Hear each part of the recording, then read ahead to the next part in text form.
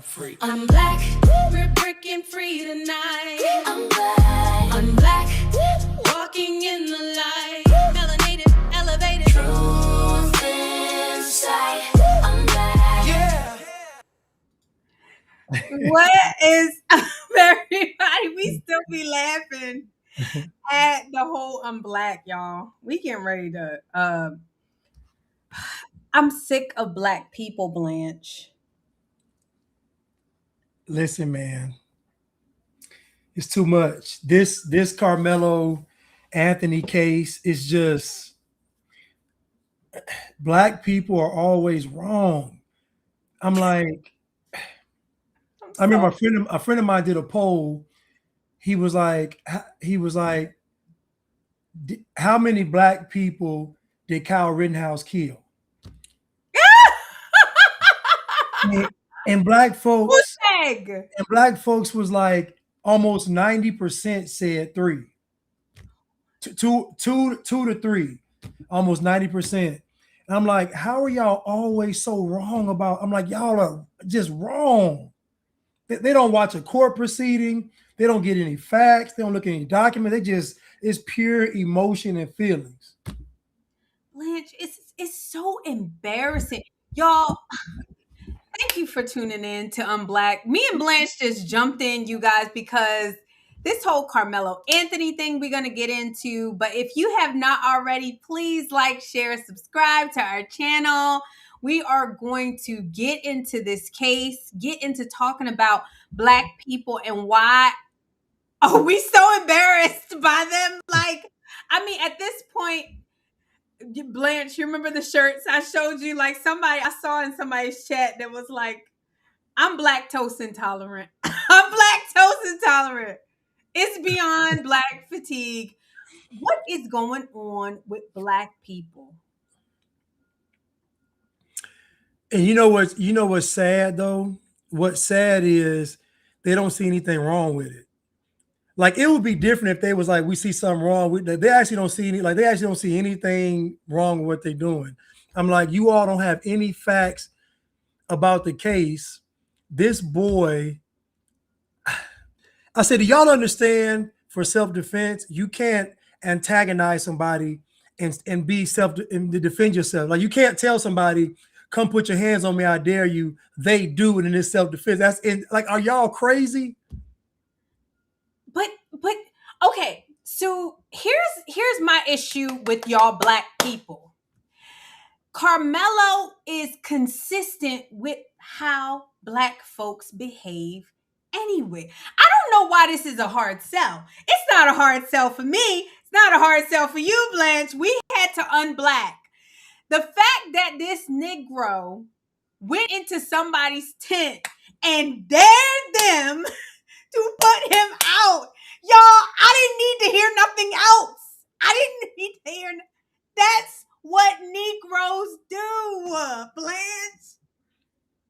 Charlie Murphy they are habitual line steppers. That's so good. That is what they do. This boy, think about this now. He took a knife to attract me. He purposefully went under the tent. Now they said it was raining. The video showed it wasn't raining. You know what's crazy? All the witnesses said the same thing. The defense's witnesses, the prosecution witness, they all said the same thing because it was so quick. And so we asked him over 15 times to leave. He talking about make me leave. Keep in mind, Austin Metcalf's coach put him in charge of the tent. He was in charge of tent setup. So it was his job to keep other teams out of the tent, per his coach.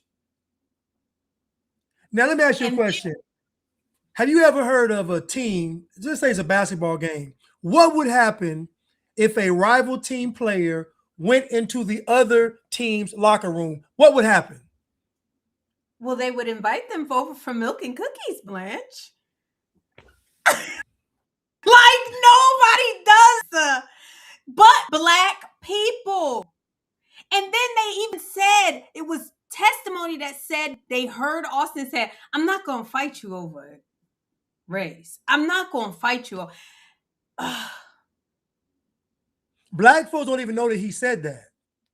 Like black folks don't even know that he said, "I'm not going to fight you." The one boy that was sitting next to sitting next to Carmelo Anthony, who was black, he said the shove was so light. I'm sitting next to him and he didn't touch me. Yep. So honestly, I don't think he shoved him at all. I think he just put his hand on his shoulder. I don't think he shoved him at all. It wasn't even a shove. I don't know what kind of fairy tale that these black people are living in, where the white guy walks up to say, "Hey, boy, come here, get out my like y'all are lying. White people, I'm not even sure they did it back then, Blanche, because I haven't seen a single white person. I wish white people would do this. I really wish that Austin Metcalf had said, "Nigga, get out our tent." Like I almost went, but I know white people, and especially people. Justice Jew said Carmelo had a white girlfriend. Thank you. She white or like Spanish? Yeah, but black. She ain't black. He said she ain't black. No, she ain't black. And so, and then everything was manipulated about this. The dad got on the Breakfast Club when he was like, "Oh, I was told by everybody to get attorney." See, that's your problem. That is your problem. First of all, you think that you can magically game the system, get over the system. That's why your son want us to believe that he went over there and he was scared. Blanche and I talked about this online, and you guys in the chat, let me know. Blacks are getting ready. You hear this morning, they don't start hands in face, acting crazy. It's almost like that little boy wanted to kill. He wanted. No, he did. He did. He did. Because and it's premeditated, because they said his hand was on the knife. His hand was already on the knife. And then they said it was so on the knife they could see his veins popping in his arms. So he was gripping the knife ready to kill. Like it's premeditated. Like you knew what you were going to do. So when Austin Metcalf said, "This is Frisco, there's nothing in your bag," you know then and there it's premeditated, because you know he doesn't know you have a weapon. Because if you announce you have a knife, you know he's going to back away from you. So you purposefully baited him in to stab him in the heart. It's premeditated. They didn't go with premeditation because they wanted to go ahead and they want to go with the murder conviction. They didn't want to try to prove that, the premeditation. And I get that. But it was premeditated. It was premeditated. And then all these black people, go ahead. No, just as you said, my connection is bad. Blanche said that too. I'm gonna try to get maybe we should. You want to do it like a whole new live? You think it's the link? No, you can go ahead and do it. Let me let me see if I can go ahead and finish talking. I'm gonna see if I can get my internet going. But yes. Go ahead. Somebody said that she was Latina. Well, whatever she was, the standard is he's supposed to have a black queen. And so if you don't have a black queen, it don't count. So that's just, so y'all can't move the goalposts now. She wasn't white. She did, y'all know, black queen. So if ain't a black queen, he a sellout. Period. But anyway, but this Carmelo Anthony case, like many other cases, just expose how much black people don't know, how emotional they are, how evil and wicked they are. Like just saying the stuff that Metcalf, he should have killed both brothers, and it's just disgusting. But what do we expect? Black people have the highest homicide rate and also have the highest abortion rate. and also have the highest disease rate. So black folks will kill themselves in the womb with a gun or with their diet. So it could be a Draco, it could be a abortion clinic, or it could be a 10-piece all flat lemon pepper with fries and an iced tea and lemonade mix. It don't matter. Black folks find a plethora of ways to kill themselves. But anyway, let's wait for my co-host to come back, you all. But we have some good videos lined up with some good perspectives. But what's funny is that y'all got finessed because they knew good and well that boy was not going to get off. They knew this. They knew this boy was not going to get off. So they raised money just to keep it. That's all. It was a money grab. And now Charleston White is trying to raise money, talking about an appeal. An appeal for what? What are you going to appeal? Like all of the witness, this looks a lot better. Charleston White is retarded. It looks a lot better. Charleston White is retarded. Now All I y'all think I think I listening think he's he's hustling, Huh? trying to get some money. Something's seriously wrong with him. He keeps saying he's conservative, but he hates white people. He is so racist. It's not even funny. And black folks, like, I guess a broken clock is right twice a day. White folks keep listening to him, and he hates y'all. Did you see what he said about Charlie Kirk? I mean, it was just disgusting. Anyway, I'm sorry. No, no, I'm no, no, no. I mean, but again, in order to appeal to black people, you have to talk bad about white people. That's the only way you can appeal to black people because they're going to ask you, how do you feel about white people? You say, I love white people. They're going to cancel you. So you have to you have to have an adverse opinion and view of white people in order to get in black folks' good graces. It's so sad that like black people, y'all are that obsessed that you like y'all would sell your children down the river. Austin Metcalf, like I feel so bad for that child because going back to what Blanche and I have always said, white people avoid these people at all costs. They're going to get ignorant. They're going to get violent. They are dangerous because there is a level of hate for white people that seriously needs to be studied amongst black people.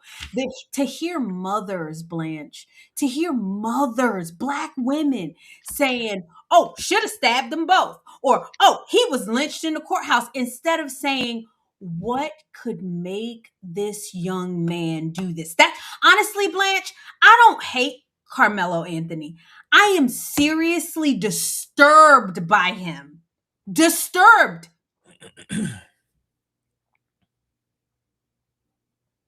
Yeah. Well, I don't blame Carmelo Anthony, to be honest with you.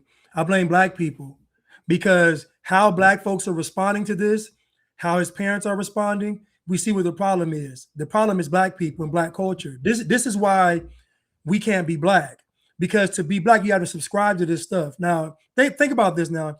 Think about somebody coming out and saying what y'all are doing is wrong. They get canceled. You can't, matter of fact, can somebody please tell me right now, what is a positive attribute of being black? Can someone please put in the chat? Give me a positive attribute that is associated with being black. Not a single one.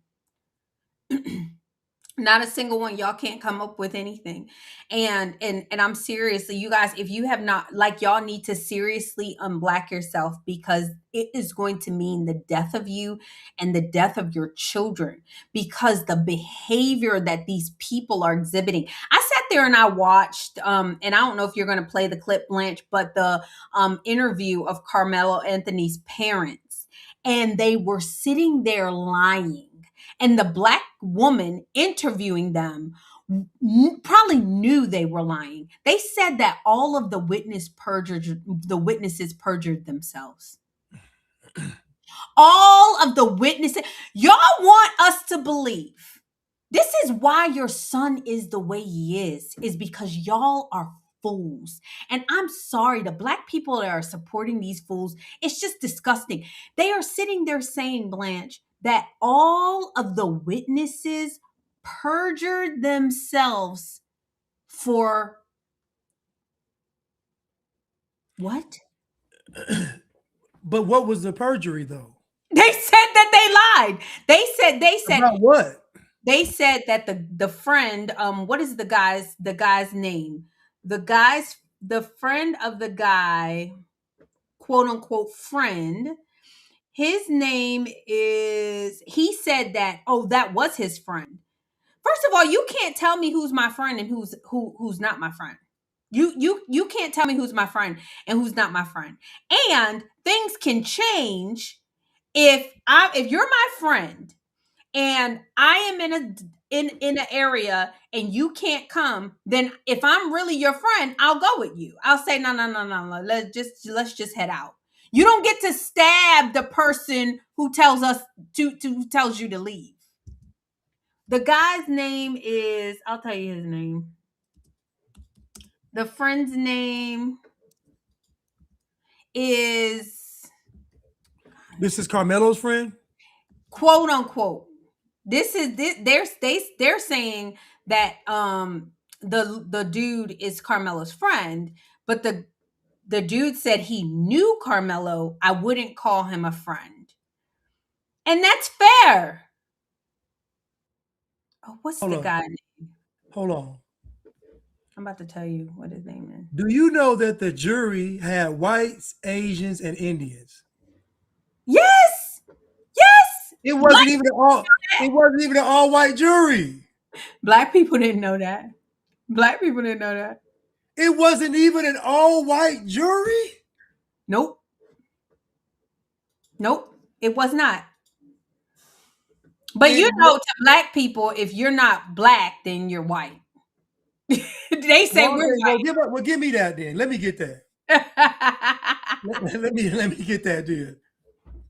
Something is seriously wrong with Black people. They had Asians, Indians, and I think out of the 12, I think it was only 4 or 5 that were actual white out of the 12 juries.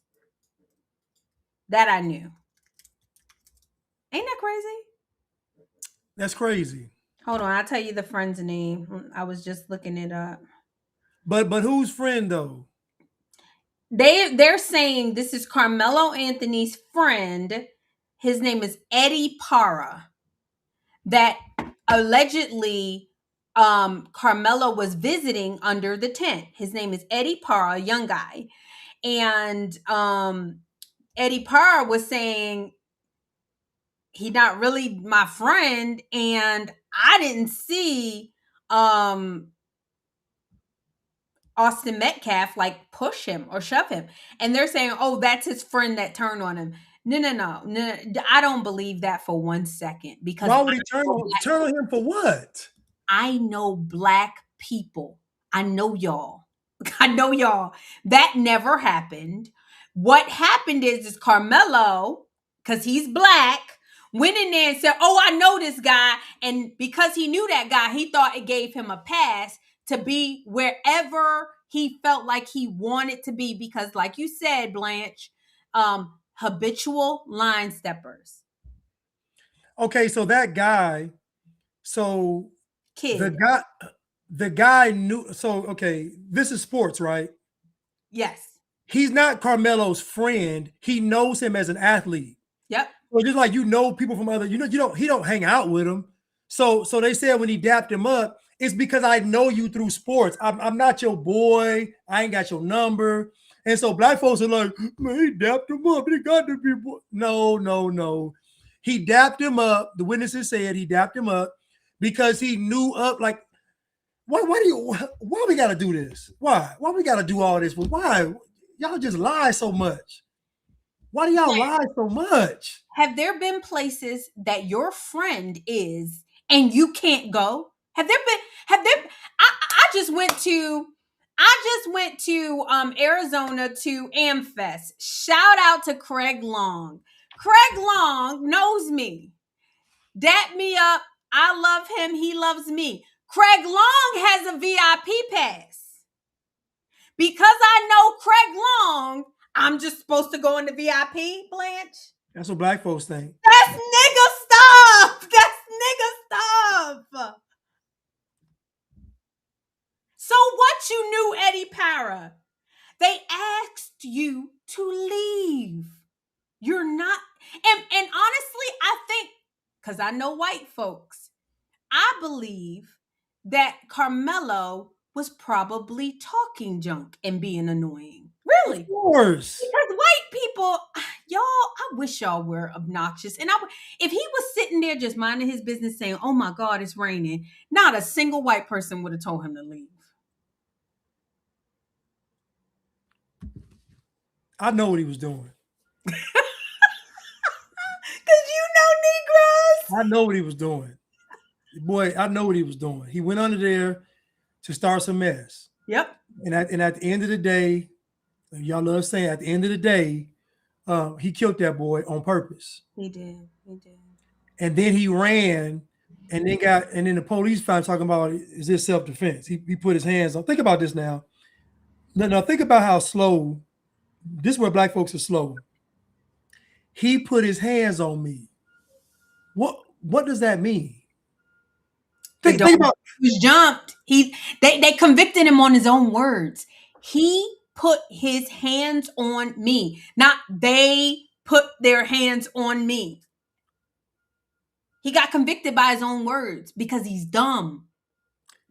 And keep in mind, Austin Metcalf is the team captain and in charge of the tent.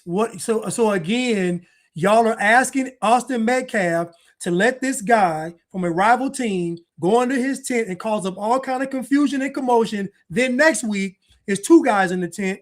Then the following week is 10 guys. You know how black folks do. It's 10 guys in the tent.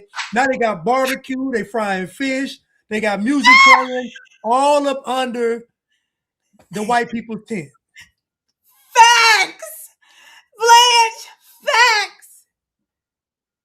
So y'all want this, and this is what y'all really want, black people. Y'all see white people over there minding their business, and you're looking saying they not really doing nothing, but they having so much fun. They look so happy. They look so peaceful. Ain't no loud music. Ain't nobody cursing nobody else. Ain't no drama. Ain't no, let's go ruin it. Yeah. And it's so sad. And you guys, honestly, in all fairness, I will never want to live in a world where it is acceptable that if you don't like what someone instructs you to do, you can provoke them and you can kill them. I don't, y'all, are you black folks, listen to yourself in what you are defending.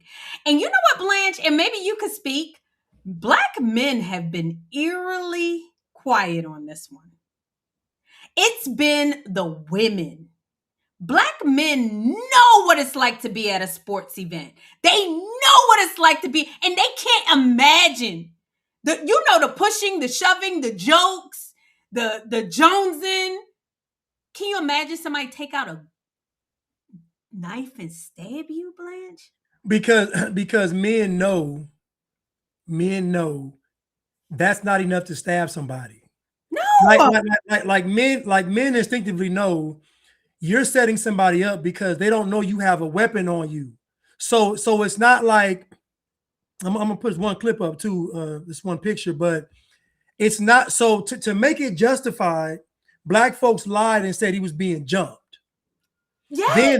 Then that didn't work. So they said, oh, he was intimidated by multiple. Then that didn't work. Then they say, well, he shot. Like they kept bringing it down, and so now they're just throwing out self-defense, all white, just saying anything. And I'm telling you all this right now.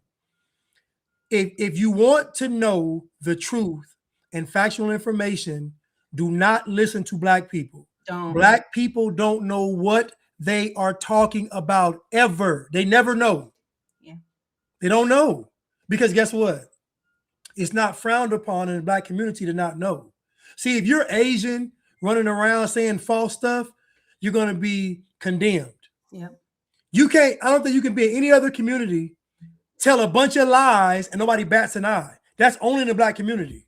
Yeah. In every other community, they hate liars. But in the black community, liars get celebrated, they get followed, they get elevated. Y'all love liars because y'all always lying.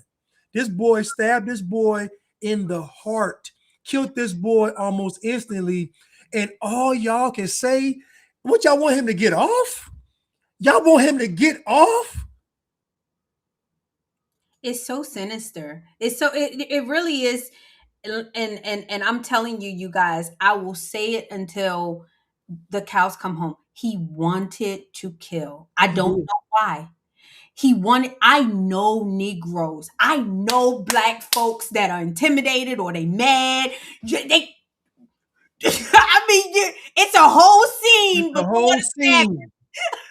Before the stabbing and the shooting happened. It's a whole scene that happens.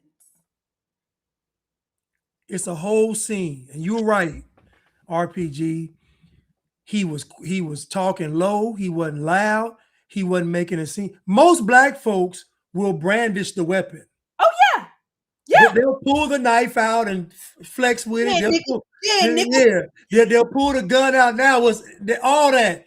He didn't do none of that. It's like, it was on purpose. Yeah. He kept his hand in his bag. The boy, other witnesses said his veins were popping out of his arm. That's how hard he was gripping the knife in his bag. He planned on stabbing that boy. Listen, you can't pay me to be black. You can't pay me to be black. And I'm embarrassed for the parents because the parents should be somewhere hanging their head in shame. They should be so sorry. Like, God forbid this ever happened and my son does this. I would be so shameful, Blanche. I mean, so shameful. And pride, like you said, the pride. He was jumped. Like you said, he was jumped. He was this. He was that. Like it was like he. I don't know what this little boy was thinking, but he went there to kill, and he needs some serious help. You don't just stab somebody. And think about this, y'all. Most folks that have a knife, that first swipe is usually a swipe. Yeah. Usually it's usually some kind of warning with the knife to, I got a knife. No, how many folks just the first move is a knife to the heart? Think about that. When it's a knife fight, people get poked multiple times. Yeah. This dude, the first blow was a knife to the heart. It was on purpose. Yeah. Yeah. And black folks defending it. And black people defending this. It's disgusting. I was so embarrassed this week after that verdict. I was so embarrassed because they had educated black chicks talking about, I'm a lawyer and this is a lynching and they did that. I'm like, go sit your behind down somewhere. You are a disgrace because you are basically accepting the fact that children can come to, but you know what? I should know, Blanche, because they kill each other. Like you said, they kill each other. This ain't nothing new. The only reason that y'all even care about this is because Austin Metcalf was white, or That's else. it. I'm telling you, niggas is stabbing niggas every day, and y'all don't care. Y'all dance. The one of the boys in the Julio Fulio case, one of the guy with the rival gang, the dude named Queso, he done killed multiple people. Y'all never once said he was wrong. He shouldn't do it. Y'all listen to the music. What's funny is there are actual killers in the black community that's making songs about it, and y'all don't say a word about it. And they're talking about killing other black young men. Y'all don't say a word about it. But Karmelo killed somebody white. God forbid he killed somebody white, and there has to be some accountability.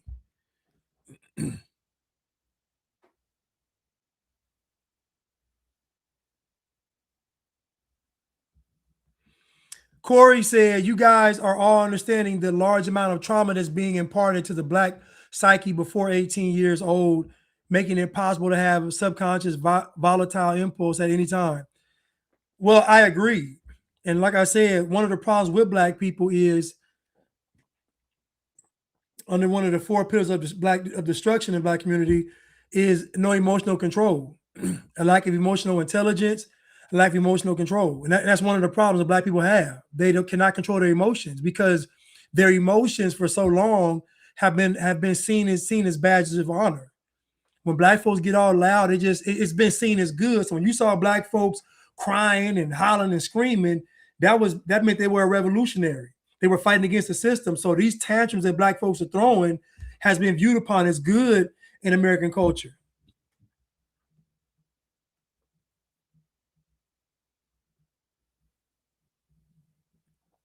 JV Chanel said there was a woman in Philly got beat to death with a brick, not a word from the mainstream media.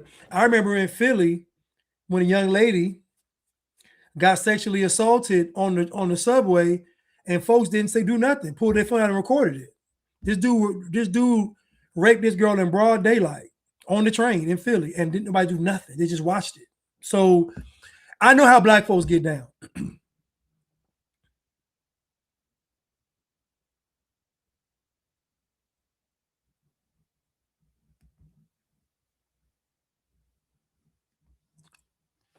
You know, they raised $635,000.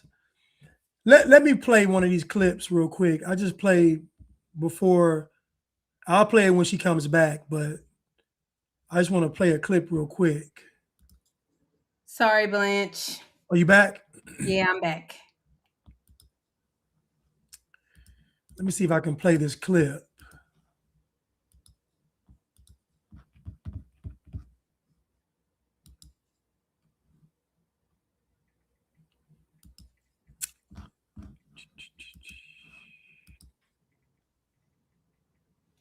Hold on. Got it. Okay. Oh God, this crooked Crockett.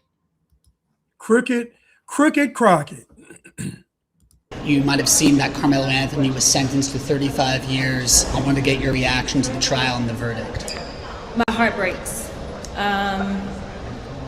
for so many reasons. And so I was just speaking to a student that is shadowing me who wants to be a public defender. And so it takes me back to what actually made me decide to get into this legislative work in the first place, because I know that our systems are broken. And what we saw with that verdict is the evidence of a broken system. Now listen, from everything that I understand, which I wasn't at the trial because obviously I got a day job, but it's my understanding that Karmelo ended up stabbing, puncturing, I don't know what this tool was that they talk about, knife, or some refer to it as a tool. He ended up hitting Austin one time, and it was about where he hit him. One time, 2 inches. This wasn't someone who said, hey, let me stab you 5, 6, 7 times. And so when you're looking at the punishment range, there's a reason in Texas that it goes from 5 to 99 or life, because you are looking at how intentional, like how bad was this? 35 years for a kid who had decided to go under a tent that was not his team's tent as it was raining, and simply didn't want to be put out in the rain by some random kid that he... It wasn't raining. And they're trying to make it. See, this is where Black people start lying. It wasn't just Austin Metcalf. They had to go get Austin Metcalf. They had already been telling him to leave.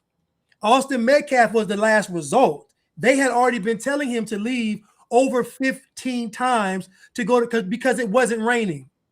And on top of it not even raining, he could have went under the bleachers. He didn't have to go under their tent. So again, Jasmine Crockett just said she don't have all the information. She didn't watch the trial. So why is she even speaking? She got a day job. She got a day, but because she's gonna lie.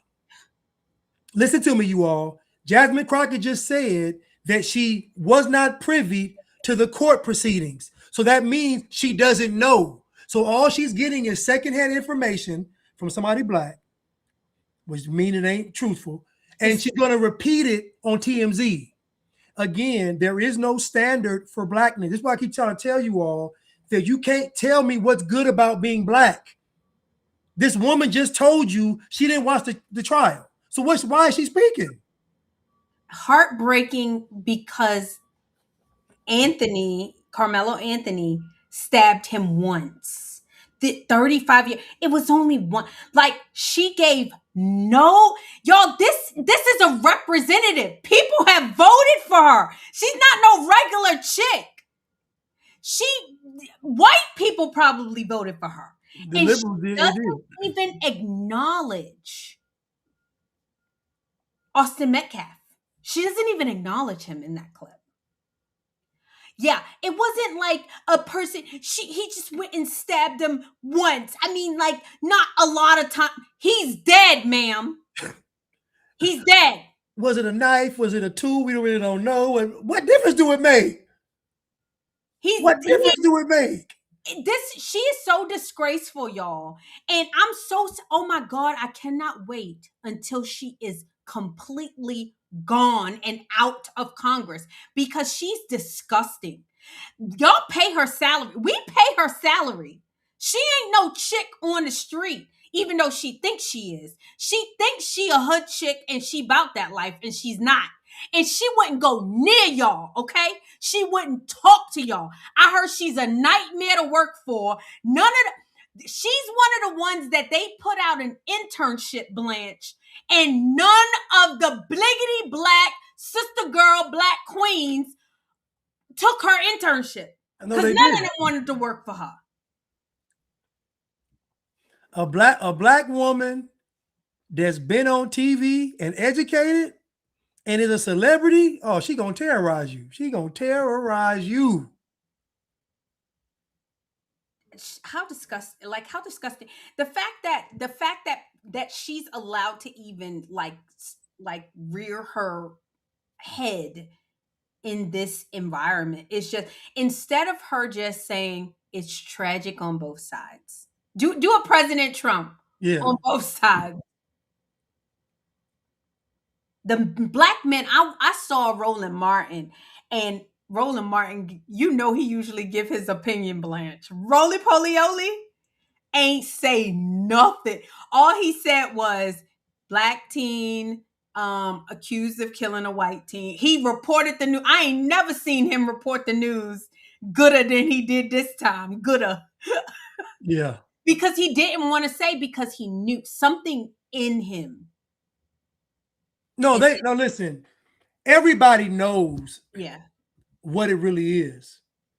But that's why I tell you, black people, their goal is to make white people wrong.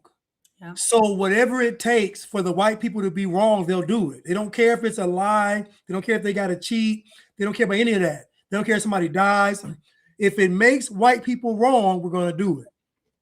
Jasmine Crockett just said she did not watch the court proceedings. So that means she don't know any of the facts, but yet she's running her mouth. And I said, and the problem is that black folks are listening to this, believing every word she says, because y'all are convinced. You know what's crazy about y'all?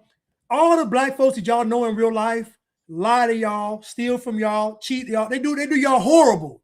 But when y'all see a black person on TV, you believe them. Everybody y'all know that's black in your real life is horrible. Unethical, lie, cheat, steal. It's really sad. And honestly, you guys, when are we going to get to a point, honest to God, like that?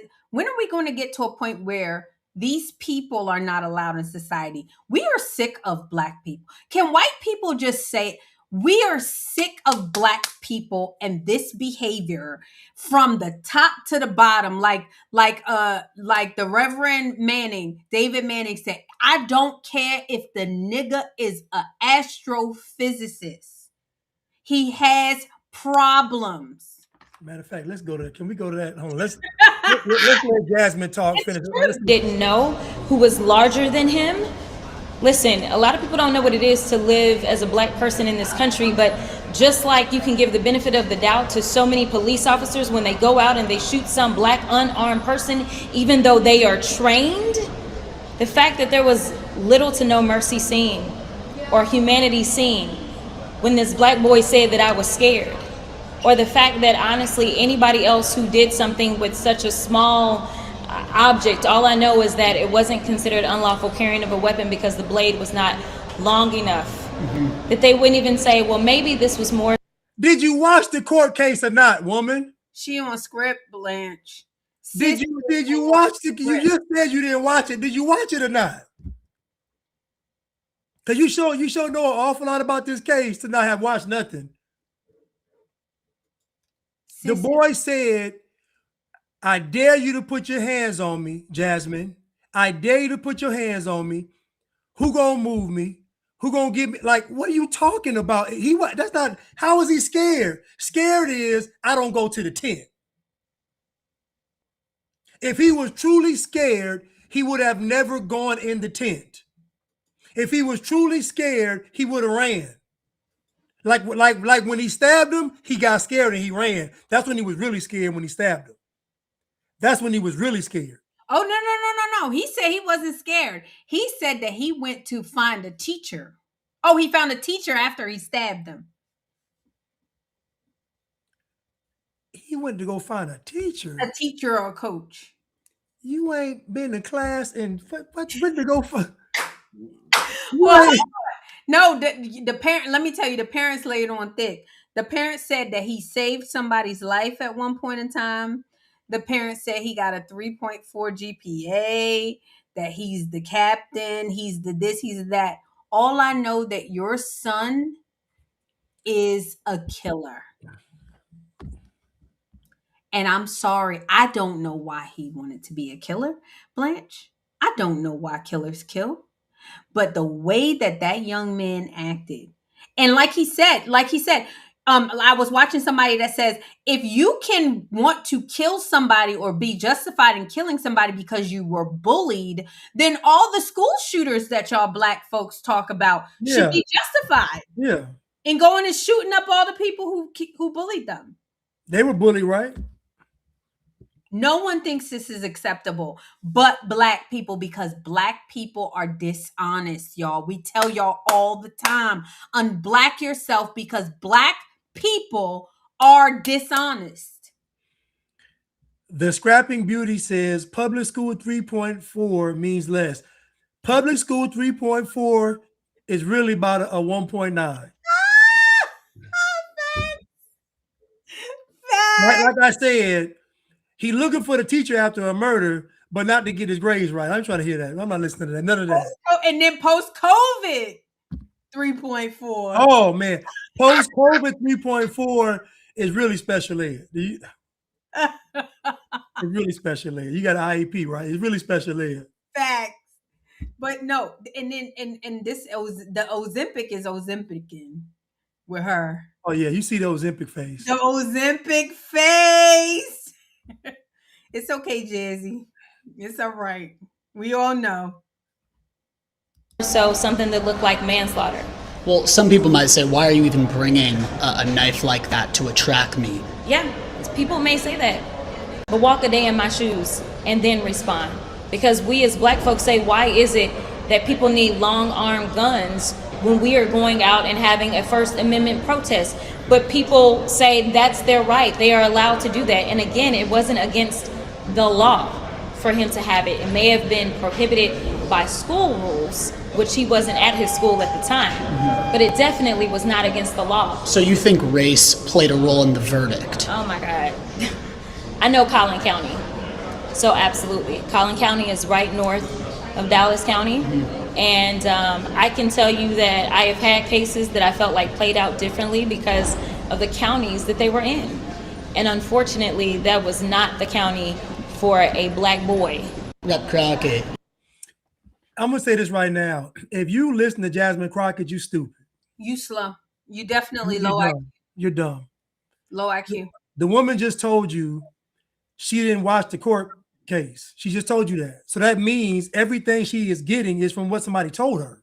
But Blanche, would it have been different if she watched No, it wouldn't have been no different. But it's just the fact that she told y'all she didn't even watch the court case, but she had all this information. So you know she has to be lying. Yeah, and She got a day job, remember? exactly. And she's just dishonest. And honestly, Black people like it like that. Going back to George Floyd, going back to OJ Simpson, Black folks are dishonest. They just are. And you got to remember, me and Blanche told y'all last week, the defense and the prosecution picks jury members. Right. And they couldn't find a single Black person that would say, I will be very objective. Listen what she just said.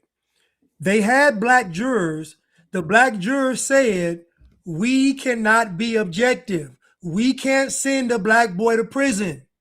So that's why they were excused, people, because they know, listen, I wouldn't care if they passed a law with no Black folks on any jury. I wouldn't. I'm voting for it because y'all can't be trusted.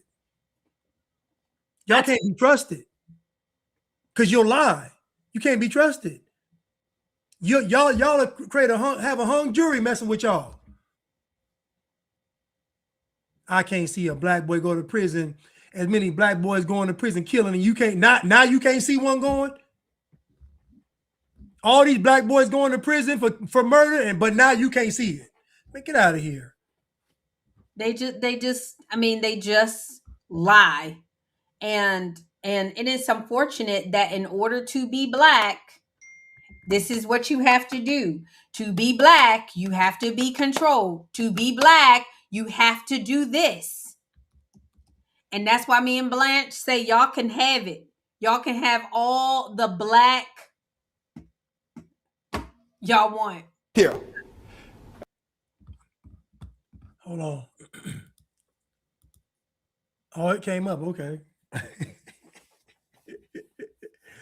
Let's just, because she's been quoting Pastor Man, let's just play a little bit because this video came out years ago. And this was black when I was Black.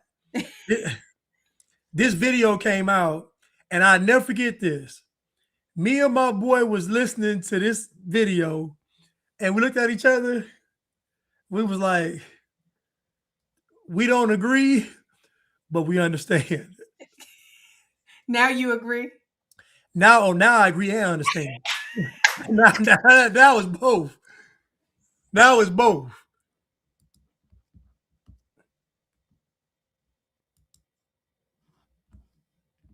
And I'm not going to be much longer with y'all. I understand we need to move beyond color. I'm not about that, but y'all raised it. If you start it, I'll end it for you. Don't start nothing, it won't be nothing. But we got a problem. Black people got a problem. Now we can move to color blindness and always look at the man by the content of his character, never the color of his skin. I'm down for that. You get my vote. Yay and amen. I'm for that. But before we get there, we need to hear some truth. Black people and white folk. Black people got a problem. And it's a God problem. When black people see the world, I don't care. You can train them. You can train a black man to be a physician. You can train him to be an astrophysicist. You can train him to be a lawyer, but you can't train him to understand the world. He doesn't know. I'm telling you. There's not 2 cents worth of difference between a mass murderer. There's not 2 cents of difference between a petty thief that's locked away in prison than a black doctor when it comes to understanding the world. Listen, you. Do you hear what that man just said? That man said it's no different mentally when it comes to understanding the world from a murderer or petty thief in prison to a doctor when it comes to a black man. And I got to be honest with you. The older I get, the more true this sermon is. Because when I tell you black men don't understand the world. They don't have any like they can't even conceptualize certain. They can't. And it's so sad because I do believe that Black men can if they weren't ruled by Black women. I really believe that. Black women, Blanche, you can say whatever you, Black women are some of the worst human beings on the face of the earth. And I love them. Black women are my favorite people. And some of my favorite friends are Black. But when I see what's going on with these Black men, 99% of the time they were raised by a Black female who does not understand the world and not supposed to understand the world. Honestly, it's so sad. And half of these Black men sound like females. They do. You talk to them, they don't understand they don't understand winning and losing. They don't understand sowing and reaping. They don't understand. They believe everything's entitled to them. If they don't like something, they get to act out. If they want something, they get to steal. If they get mad, like, can you imagine how your brain has to be underdeveloped to hurt somebody because they looked at you?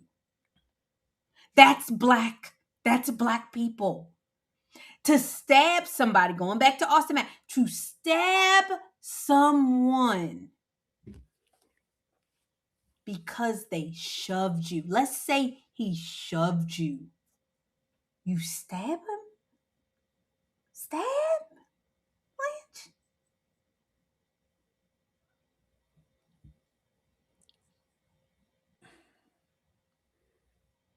They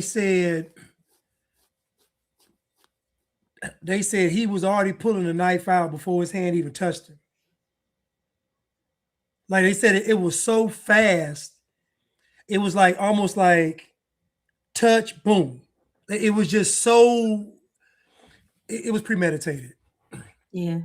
It was premeditated. It was premeditated murder. And the sad thing is that in this case, Black people just don't want white folks to be right. Yeah. And Charleston White included. Because he's still so Black.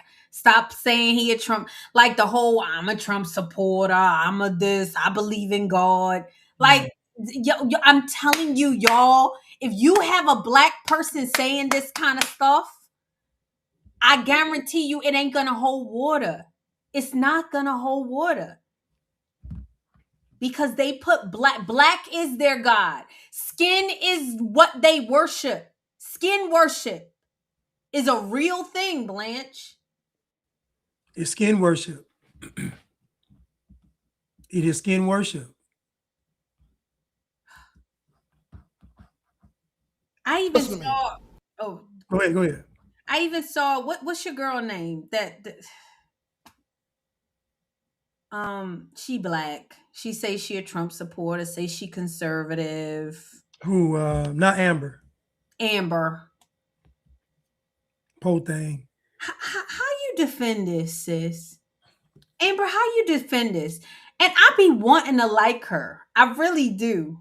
I be wanting to like her because I think she's fun. I think she's pretty. I think she's she's just so Black. She's so Black that even something as simple as this, she can't say, yeah, that's messed up.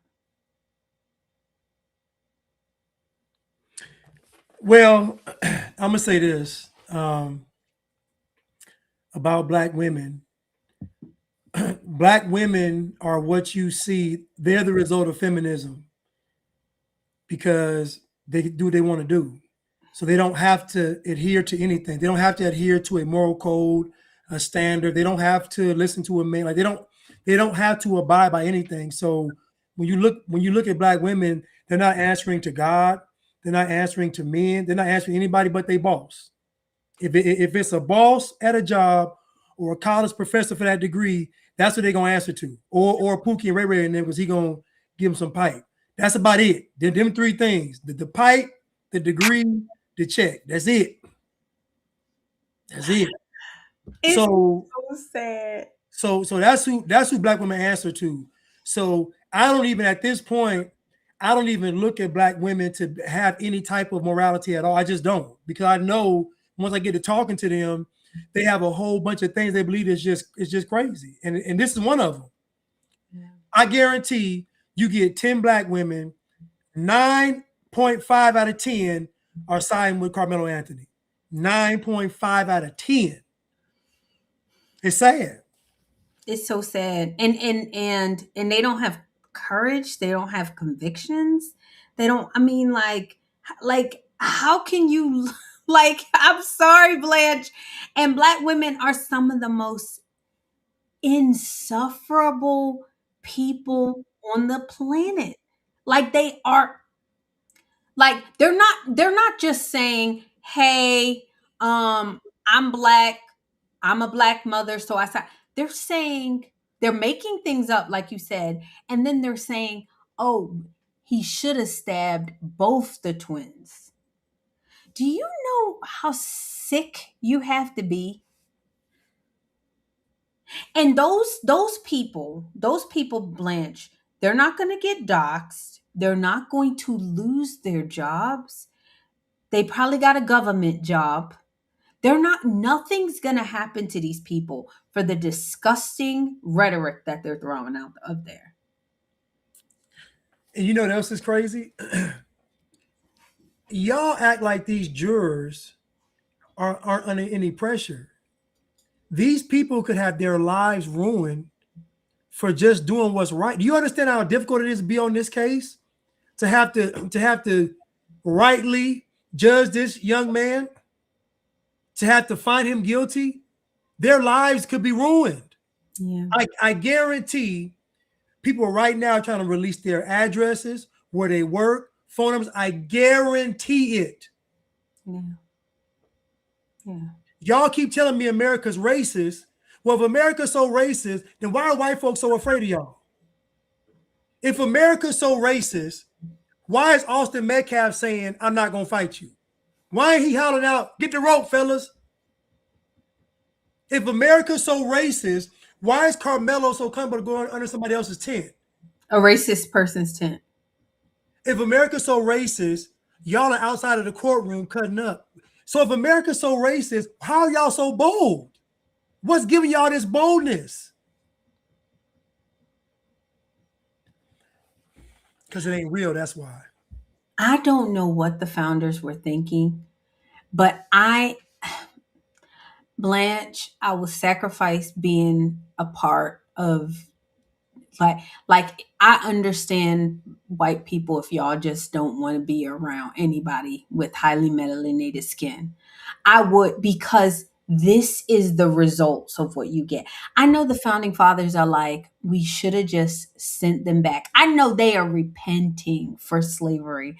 They are repenting in a way that y'all think they feel bad that y'all were slaves. No, they feel bad that they brought you over here and they didn't ship you back.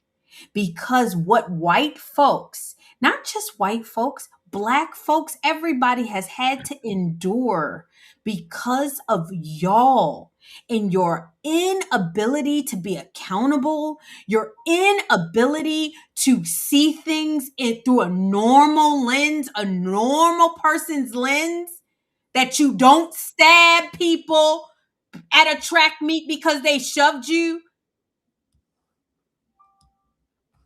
Like, I'm sorry, I don't dislike you because of your skin color. Oh, let me play a little bit more of this, and then I'm We got to deal with this.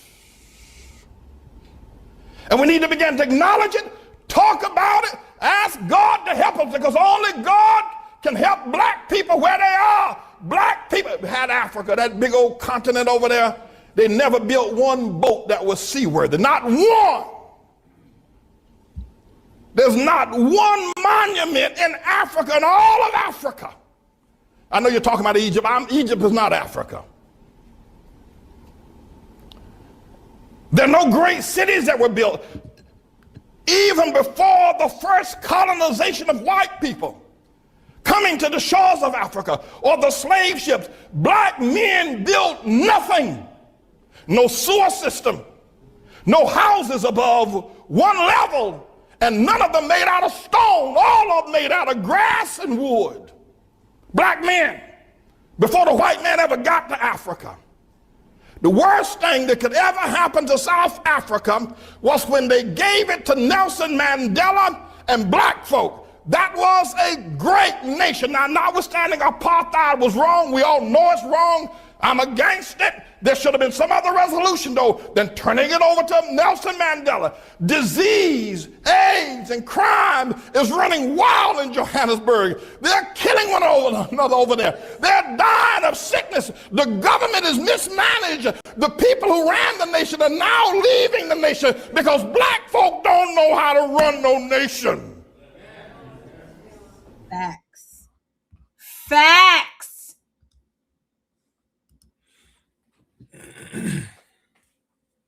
You all want to convince me, and this is what I mean understanding the world.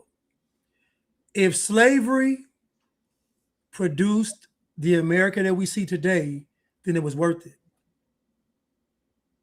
If apartheid had South Africa as a great nation, it was worth it. Because to whom much is given, much is required. So you all want something glorious without blood, sweat, and tears. It's never happened. It never will happen. This is why black folk can't ever build nothing, because they don't believe in shedding blood, sweat, and tears. They don't believe in the process. So the problem is that you all thought apartheid was wrong. I don't think it was wrong, because now with no apartheid, y'all got the highest homicide rate, rape rate, disease rate. Y'all like it's destruction and death. Facts. So you're telling me it was bad, but what we got now is worse. You telling me slavery was bad, but in slavery, y'all had a 97% marriage rate. Y'all had to work. Y'all worked. So you want to convince me that during segregation, it was so bad for you all, yet y'all had your own businesses, your own homes, your own communities, like you had your own. So again, I guess what I'm saying is that we've been lied to about history. Yeah. We just been lied to. It's no different than a child saying, I heard a guy talking and he said, his daughter said, I don't want you to go. And dad was like, well, I got to go work. Because he would leave, go work somewhere. But she's like, I don't want you to go. And he was like, guess what I did? I got up and left right then. He said, because I wanted her to see that this ain't emotional. Yeah. And then he said, when she got older, she came to him and said, I understand. Because she realizes the life that she has, the great life that she has, is made possible because he has to go work somewhere for long times. This is why black men can't understand the world, because they don't understand what God put in place, and that is seed, time, and harvest. They can't understand that. They can't understand planting a seed, watering in it, then reaping a crop or harvest, and then picking that harvest. They can't understand that process. They want the harvest without the seed. This is black people. Yeah. And so y'all want to tell me that slavery was wrong, segregation was wrong, Jim Crow was wrong, all that's wrong. But now with all the freedom in the world y'all have now, what are y'all doing with it? Nothing. And they won't do anything, and nobody's requiring them to do it. This country has spent trillions of dollars on aid to black people. On y'all reparations is that EBT independence card that's not dependent, that those food stamps is your reparation. The health care of this country is your reparations. The Section 8 that you guys participate is your reparation. Like, this country continues to give black people stuff, and it's never enough. It's never enough. I cannot wait for the day where white people look black people in their face, and I hope it's publicized when it happens, Blanche, and they say, your problem, figure it out. I don't figure it out. Ooh, that'd be a beautiful day. That would be a beautiful day. Y'all telling me that Karmelo had a tool. So this just proves RPG's point. Low IQ. Now he was supposed to use the tool to build something. He used the tool to kill somebody. Think about that now. Y'all telling me he had a tool, but he wasn't planning on building or fixing nothing. He destroyed with a tool. Imagine that. He destroyed with a tool. No remorse for the Metcalf family. No remorse for this young man that lost his life. No remorse at all. And then the dad, so Carmelo Anthony's dad goes on the Breakfast Club and says that Austin Metcalf's dad and Austin Metcalf's brother says, look at me, boy. No, it's a lie. Y'all see how they make this stuff up? And nobody in the Breakfast Club said, oh, really? Let's pull the clip. Actually, he didn't say that. What he said, Blanche, you tell me what sounds more realistic is. You can't even look at me. Why aren't you looking at me?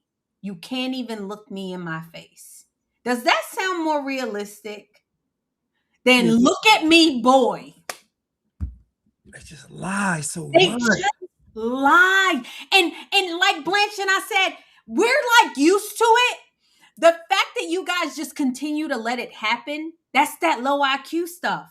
That's that low IQ stuff. Because nobody is pulling Carmelo Anthony's parents to the table, to the carpet and saying, hey, no, you got to account for this.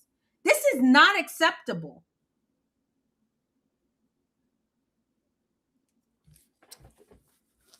It's not.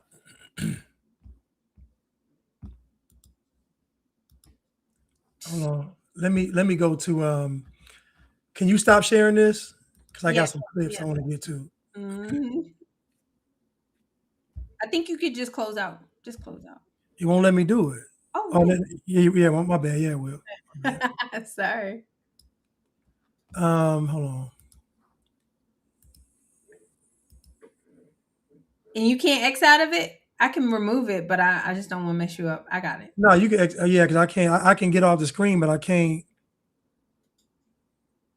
No, I can't X out of it because it won't give me an option. Is it going? There you go. All right. Mm-hmm. Yeah. Okay, I'm trying to. Victimhood mentality equals no accountability, no matter the circumstances, is so true. It's Black folks are known to make a story sound worse. No, Tia. A story about white people sound worse. You know, Right. like if it's anything about what they did, They're gonna make it sound good. because they lie. We talk. It just depends on the day. It depends on the circumstances is the answer that you're going to get to people who claim to be Black. I am asking you guys. I'm begging you, unblack yourself today. And if you have not already, please like, share, subscribe to the channel. Unblack, you guys, I'm telling you, it's a dead end. This whole Black stuff is a dead end. I want to show an image. Let me see if I can do it because it's giving me a video option, but not an image option. Okay. And if you want to send it to me, I can do it too. Okay.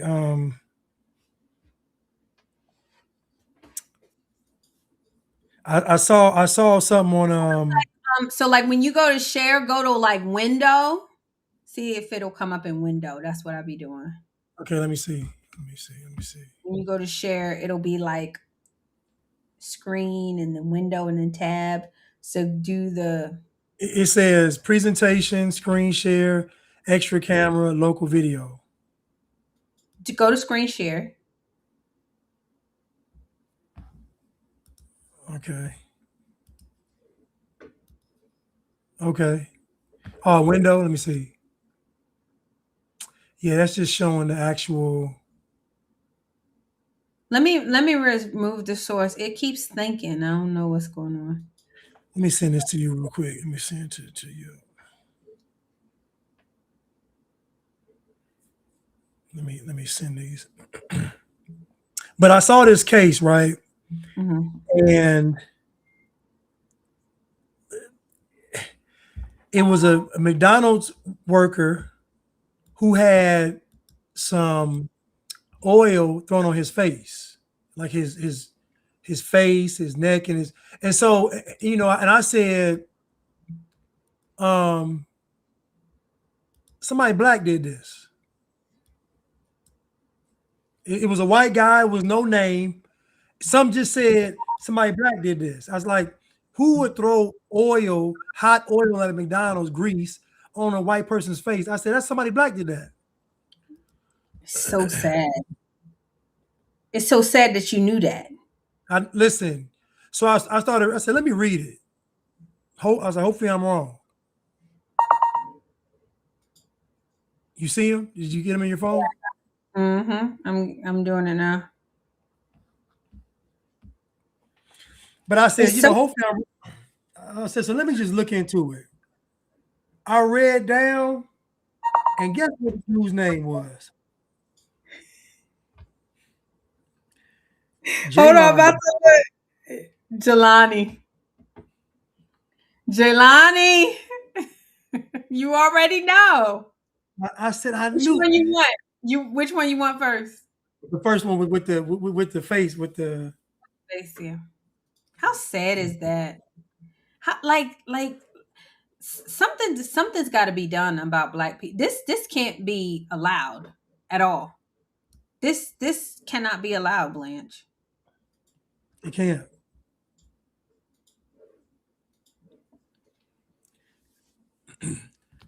"20-year-old McDonald's shift manager suffered second-degree burns after a co-worker allegedly threw hot oil on him during a shift in Northern California.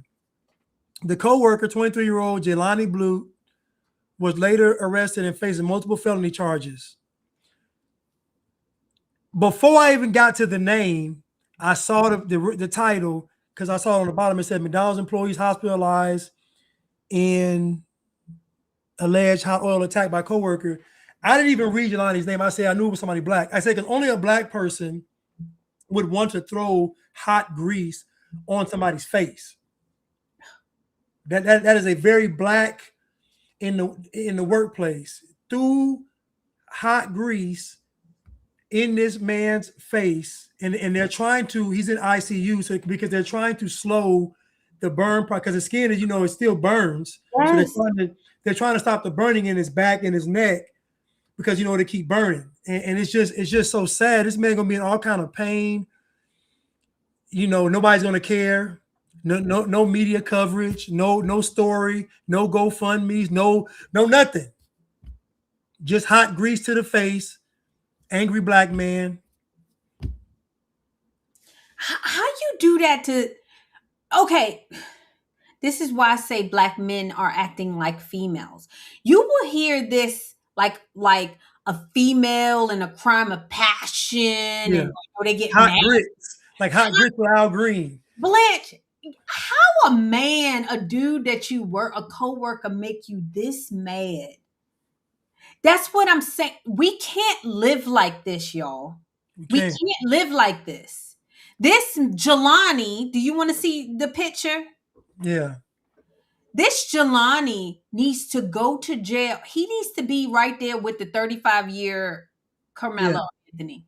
Right next to Karmelo. Right next to Karmelo, because we cannot live like this, y'all. And you know what black folks will do? They'll show this picture that has him looking happy and harmless and all this. And I said, they love these pictures, but they'll never show when he threw that hot grease picture. Show that face. Or his real picture. Yeah, show that enraged face when them eyes is red and he's slobbering at the mouth, foaming, wanting to kill something. Show that face. Don't show this face. think about your job, right? And what people do to you on your job. And then think about, and maybe y'all got some important jobs out there, right? But think about a job at McDonald's. What could potentially make you that bad? This is what Black people do. And I'm telling you guys, I love my white friends, but I would understand, Blanche, if they say, Crystal, in order for me to be safe, I have to disassociate with everybody that's your skin color and below. It would hurt me, Blanche, because I'm not Black. I'm not Black. Neither are you, Blanche. So it would hurt me. However, I would understand. I understand. It is a matter of life and death at this point. This man threw hot grease in this. Hold on, this is the crazy part, right? Dude was in his office. So you come. So he said at the corner of his eye, he sees him. So you done went into his office. So this is what. Listen, Black people are so cowardly.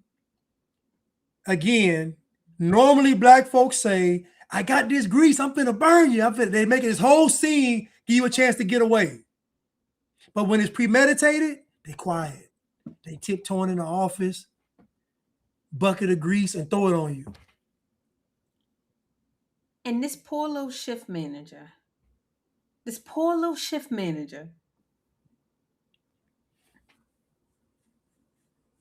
And then, okay, so going back, and then they'll compare. It's the comparison for me. Even the comparisons, Blanche, are dishonest. Have you seen them comparing it to the white boy? Yeah, I'm about to put up right now. The comparisons are so dishonest.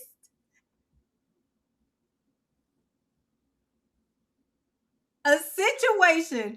Black folks are comparing Carmelo Anthony to another situation where the white boy had got into an altercation and got 10 years.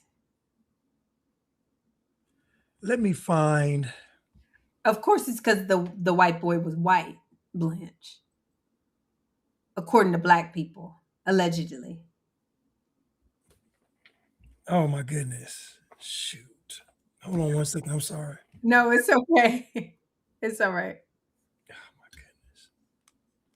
I don't know how this happened. You could. But it said no items. Which is crazy. I know. It's weird. Sorry about this, y'all. No, you good. Because I had some good videos. Hold on, let me see. She said when we compare cases, we don't read the facts first. Each case has its own Tia, you ain't never lied. That is so true. But to Black people who want to win over white people, this is what they do. You even got Black people like people like and I don't even call him a man, D.L. Hughley, saying justice for Carmelo Anthony. Crazy. That's so crazy, man. That's just wicked. That's just evil, man. It's just wicked and evil. So evil. I just went through this twice in 2 weeks, both Black capping on me. Then when I hit him with a good cap, they. Now I'm gonna try to mute this sound on this video. Okay. You see it? Hold on, let me see. You want me to mute? I can mute it. There it go. Okay. Similar case, very different outcomes. Both claim self-defense after being hit first. Carmelo was not hit. And used a knife on school grounds in the state of Texas. Stabbed classmate after being hit first, 10 years. Stabbed a peer after being hit for 35 years. Now you got, you have this guy, what's his name? Ask a Brother. Yes, Ask a Brother. Shout out to him. I actually really like him. But listen, we like his content. Black. But the problem is when you post this kind of stuff, you lose credibility because it's not true. Yep. Like if you're and again, we love his content, but this is wrong. It's wrong. Because I guarantee in this 10-year stab case, it was more than just something else happened. It was something going on. Oh yeah. No, it was. Let me hold on. I could pull it up. It's Clayson. Allison. No, it was way different. Here's why this was different, you guys. This was truly a crime of passion. Like they were fighting, the guy felt bullied, and he walked in there and he stabbed the guy. Like walked into the bathroom, right? So people are comparing this and it's let me pull it up. Thank you, Roy Whitaker. His own witness said he was the agitator. That's what I'm trying to tell people. Yeah. The witnesses that the defense used corroborated witnesses that the prosecution used. They all said the same thing. Did you understand that? Both sets of witnesses said the same thing. They all said that he was the antagonist. He was the aggressor. Karmelo was. Yeah. And they know it too. Now, hopefully this is clickbait. Because hopefully this is clickbait. I just hope it's clickbait. Yeah, no, honestly, they still black. And I get it. They see the world. Sorry, hold on.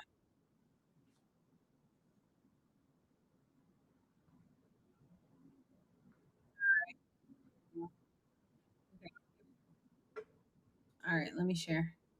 They see the world through race, and this is why you guys, we spend so much time talking about unblacking yourself, because it's not because we hate our skin color. I know y'all always say that we hate our skin color. Blanche, they always about to say that. It has nothing to do with that. It's a mindset that you have to escape, because when you see things through the lens of blackness, you immediately have to be dishonest. You Right. do.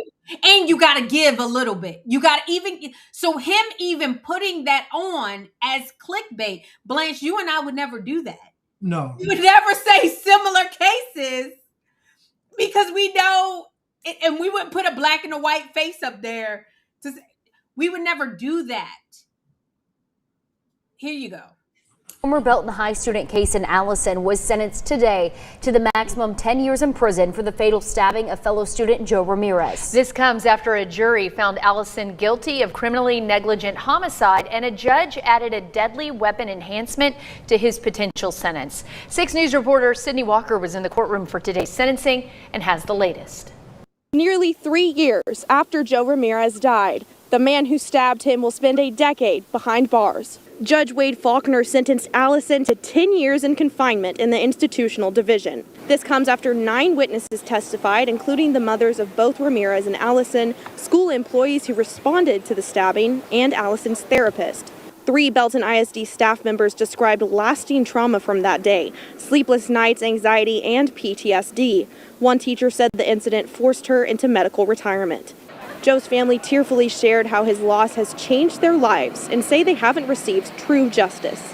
The defense presented Allison's parents and counselor, who testified about his growth and remorse over 3 years of therapy, revealing that Allison is now a father. Defense attorney Boyd warned that prison would be a, quote, death sentence for his client, and asked for just 2 years. But prosecutors successfully argued for the maximum, calling Ramirez's death, quote, entirely avoidable. When Faulkner announced the 10-year sentence, Ramirez's family erupted in applause and cheers. The judge quickly restored order, while Allison's family sat in stunned silence. Following the sentencing, Ramirez's mother took the stand, looked Allison in the eye, and said, quote, "You get this measly 10-year sentence while I'm serving a life sentence without my son." The DA's office said, quote, "They hope today's verdict can allow Joe's family and our community to move forward." Allison was immediately taken into custody. And Hold on. That didn't say what happened. I really want you guys to hear. Yeah. Hold on. This is probably one. Hold on. OptiSigns lets you instantly transform any screen into a dynamic digital display that He didn't want to fight. That's what two former Belton High students said about Case and Allison in court today. The trial of the suspect accused of stabbing and killing Joe Ramirez resumed this morning in Bell County, bringing 4 new witnesses to the stand. News 10's Madison Herber has been in court all day and joins us live now with more on what was uncovered. Madison. Good evening, Lauren and Gordon. The witnesses included 2 people who were former students that were in the bathroom the day that fight broke out, Tito Shamel and Angel Murillo. Shamel explained to the court that he was a good friend of Joe Ramirez and was in the bathroom with Ramirez and Allison when chaos ensued, and he even caught a portion of that altercation on video, which was shared today with the jury. And there was also a Belton Police Department detective who revealed the crime scene photos from that day. And then there was also a friend of Allison's and an acquaintance of Ramirez, Raina Barber. She took the stand and explained to the court how she was trying to calm Ramirez down just moments before the fight broke out. Now, the photos from the crime scene followed a trail of blood droplets around part of the school, leading to a pool of blood where Ramirez collapsed. The detective explained that it was after getting photos of the scene, he talked to a witness who provided a statement and video of the fight that started in the bathroom. Video was replayed from yesterday showing the school hallway where you see the boys entering the bathroom and then leaving sometime later in a rush. And then the short video caught on Shamel's phone of what happened on the other side of the door was played. Shamel explaining that what he caught on video shows Ramirez taking the first swing at Allison, and then you see Allison pull out the knife before a loud scream is heard and the video cuts off. Barber said Allison didn't want to fight and just wanted to make it to graduation, and Shamel said in the moment it didn't look like Allison wanted to fight. Barber also said that Ramirez and his friends were known to fight, and Shamel saying Ramirez liked having his fights recorded. And that Now, and somebody in the chat said in another incident, these guys had history and a firearm was pulled in the previous argument. So these guys had history, multiple fights. This is nothing like the Karmelo case at all.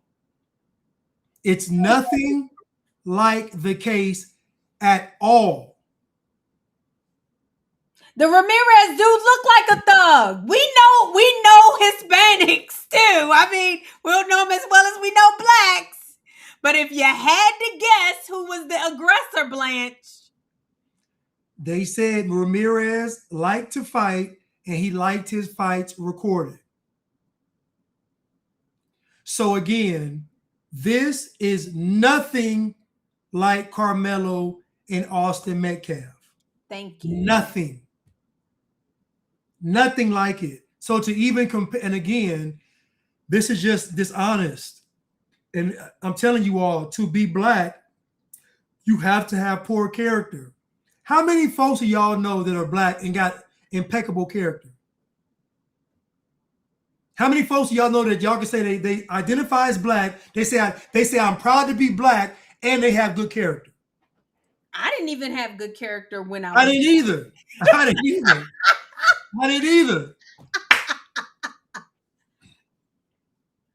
You can't be black and have it. You literally cannot. I didn't either. And so keep going. But yes, like you said, he liked to have and people are saying that he's known to be aggressive. They said this poor white boy. And so if you really want to compare it to the Carmelo Anthony, this white boy probably shouldn't have gone to jail. Yeah, he probably shouldn't have got 10 years. And he got 10 years. If y'all really want to compare something, he was not the aggressor. He was not the agitator. People acknowledge he did not want to fight. He was not in a place that he wasn't supposed to be. Like, why are we doing this, blacks? Like, why are the blacks? Why? that this fight was planned, but no one expected it to happen on school grounds. Barber said it wasn't normal for Allison to have a knife on him, but she knew he had one because Allison told her he got one for protection. An altercation was described by former students that an argument broke out at a prom after party, and it was likely that Ramirez and Allison verbally fought over a girl. Shamel told the court that Ramirez looked surprised to see Allison in the bathroom that day, and you could feel the tension between the two. Barbara is seen talking to Ramirez on the hallway security footage, visibly upset. She started to cry as she explained to the court that she was trying to tell Ramirez that the fight isn't worth it because they are about to graduate. Court wrapped for the day just 20 minutes after a fifth witness was brought in, Josh Grimes, another good friend of Ramirez, who was also in the bathroom when the fight started. So they will be back here tomorrow morning at 9, where the defense will continue to question Grimes. But that Ramirez... Notice that everybody is talking about Ramirez being the aggressor. Yep. Everybody is talking about Allison saying he doesn't want to fight. People even saying he's not a fighter. Like, everybody's saying this guy is not that guy, but they've had multiple run-ins with each other. So it sounds like bullying to me.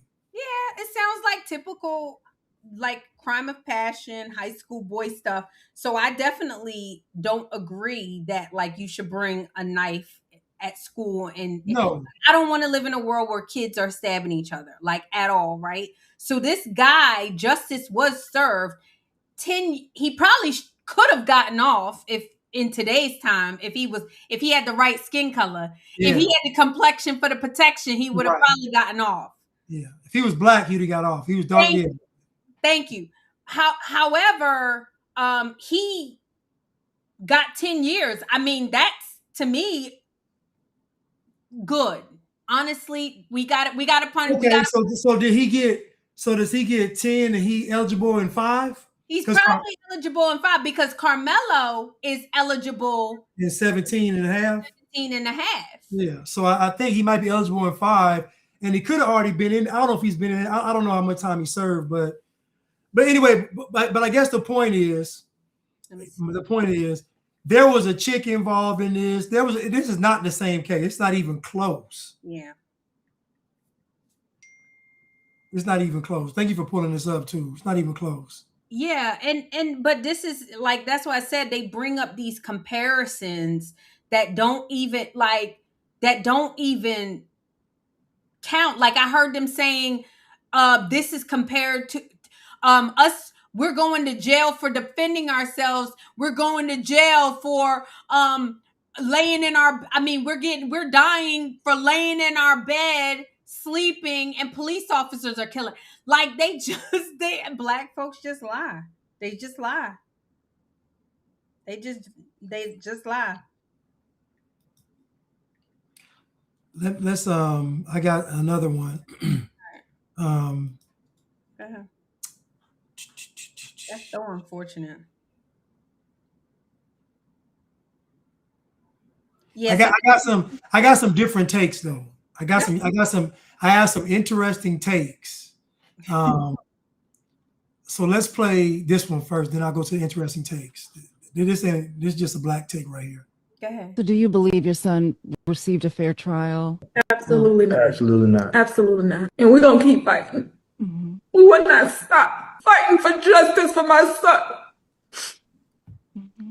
And as parents, have you all struggled with guilt, asking yourselves, is there anything differently? I know, Kayla, you said you wish you had gone to that track meet. Is there anything that you both wish you could have done differently? I wish I would have just been rebellious. I was told, don't talk to this person. Don't talk to this person. I feel like it was just a setup. Now, so they told us, go get white attorneys. Every black person I went to, white attorney. No white attorney, they set them up, pushed them. Hey, here you go. No objections. It was things smooth. So because as a father of me being who I am, I got to make sure she's straight. This mama bear, I got to make sure she's straight mentally, because if she's not straight, my house ain't straight. I'm not straight. Then so because I got the kids to worry about. Got to make sure his mental health. I can't go back and forth with him right in there because his mental can handle it. The misunderstanding of what daddy's trying to tell you. This ain't a daddy moment. Listen, man, black men are pathetic. What did he? Black men are truly pathetic. Pathetic. Yeah. She asked this man what he should have did different, and this he said I should have been rebellious and got a black lawyer. That's what you came up with? That was your, hold up. Not be rebellious and be a good father. Not be rebellious and be a good example for my son, but be rebellious and get a black lawyer. As if a black lawyer is going to do what when your witnesses are saying that your son was the aggressor and the antagonist. It doesn't matter the race of the lawyer when the witnesses that you pick are saying, oh yeah, he was the aggressor. Yeah, no, it wasn't raining. And this, and like I told you, I have a problem with these people on the Breakfast Club. I have a problem with these people who are showing this interview and not saying like this is BS. They made it up, like that Michael Jackson, like Yeah. they're making this stuff up. They lied. They lie. And this is Carmelo Anthony's parents and the arrogance of her. Justice for my son. Girl, sit your silly self down. You should be so ashamed. Shame of yourself. I would be so embarrassed. Y'all, I have a teenage son, and let me tell you, I love that boy so much. But ain't no way on God's green earth if he thought he should embarrass and taint my bloodline by going out there and bringing a knife to a conflict. I would be so ashamed. Hold on, it wasn't even a conflict though. He made the conflict. Thank you. He made the conflict. It wasn't a conflict. There is no record of Austin Metcalf ever bothering this boy ever in life. He didn't even know him. Or bothering anybody. Did they bring up people that Austin just bullied? They didn't have, Carmelo Anthony did not have one character witness. Think about that. He had no character witnesses. That tells you everything. Where are his character witnesses? Wrong. And the dad said he should have been rebellious. Then why didn't you speak to the jury before your son got sentenced? Why weren't you rebellious then? That's why I say the black man is weak. You talking about being rebellious and get a black lawyer when you should have been rebellious and raising your son. Wrong as two left shoes. This is so bad. And then it's always like this kind of like emotion, you know? Girl, go sit down somewhere. Go be quiet. Hurricane said, don't view this as a black and white issue. The only reason that white people are supporting it is because he's black. Like what I'm trying to tell you, the only reason white folks are supporting him is because he's black.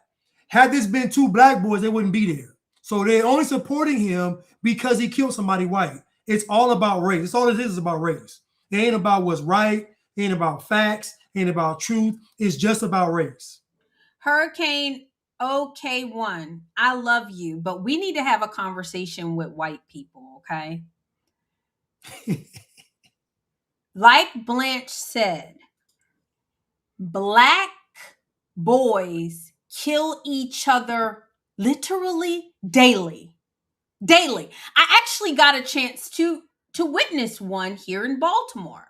And let me tell you, white people, what happens when black people kill each other. They get scooped up just like they do in the Hunger Games, and you never see them again because no one cares. The only reason sister girl and brother man is getting the freaking attention that they want, because I believe that's all they want, is because they killed a promising, young, looks like strong white man. And black people are backing him. And the white people that you say are backing him, because I believe that there are some white people that are backing, they hate themselves. And I hate it for you. And I hate it for all of y'all that y'all have these traitors to your race finding anything acceptable in this case. It is about race. And black people should be ashamed that there are millions of people out there that encourage and support you all in this foolishness. Like imagine you all doing the most heinous things, and then these liberals come up and say you were right in doing that. You understand how they look at you? They look at y'all as savage animals. Yeah. They look at y'all as animals, like you can't control yourself. They don't see you all as human beings. They don't. Because there's no way they can look at you all with a straight face and say, this is right. It's because they think so low of you all. Well, you know, they can't control themselves. They're not that bright. You know, they're emotional. You know, they're wild. Like, that's what they say about y'all.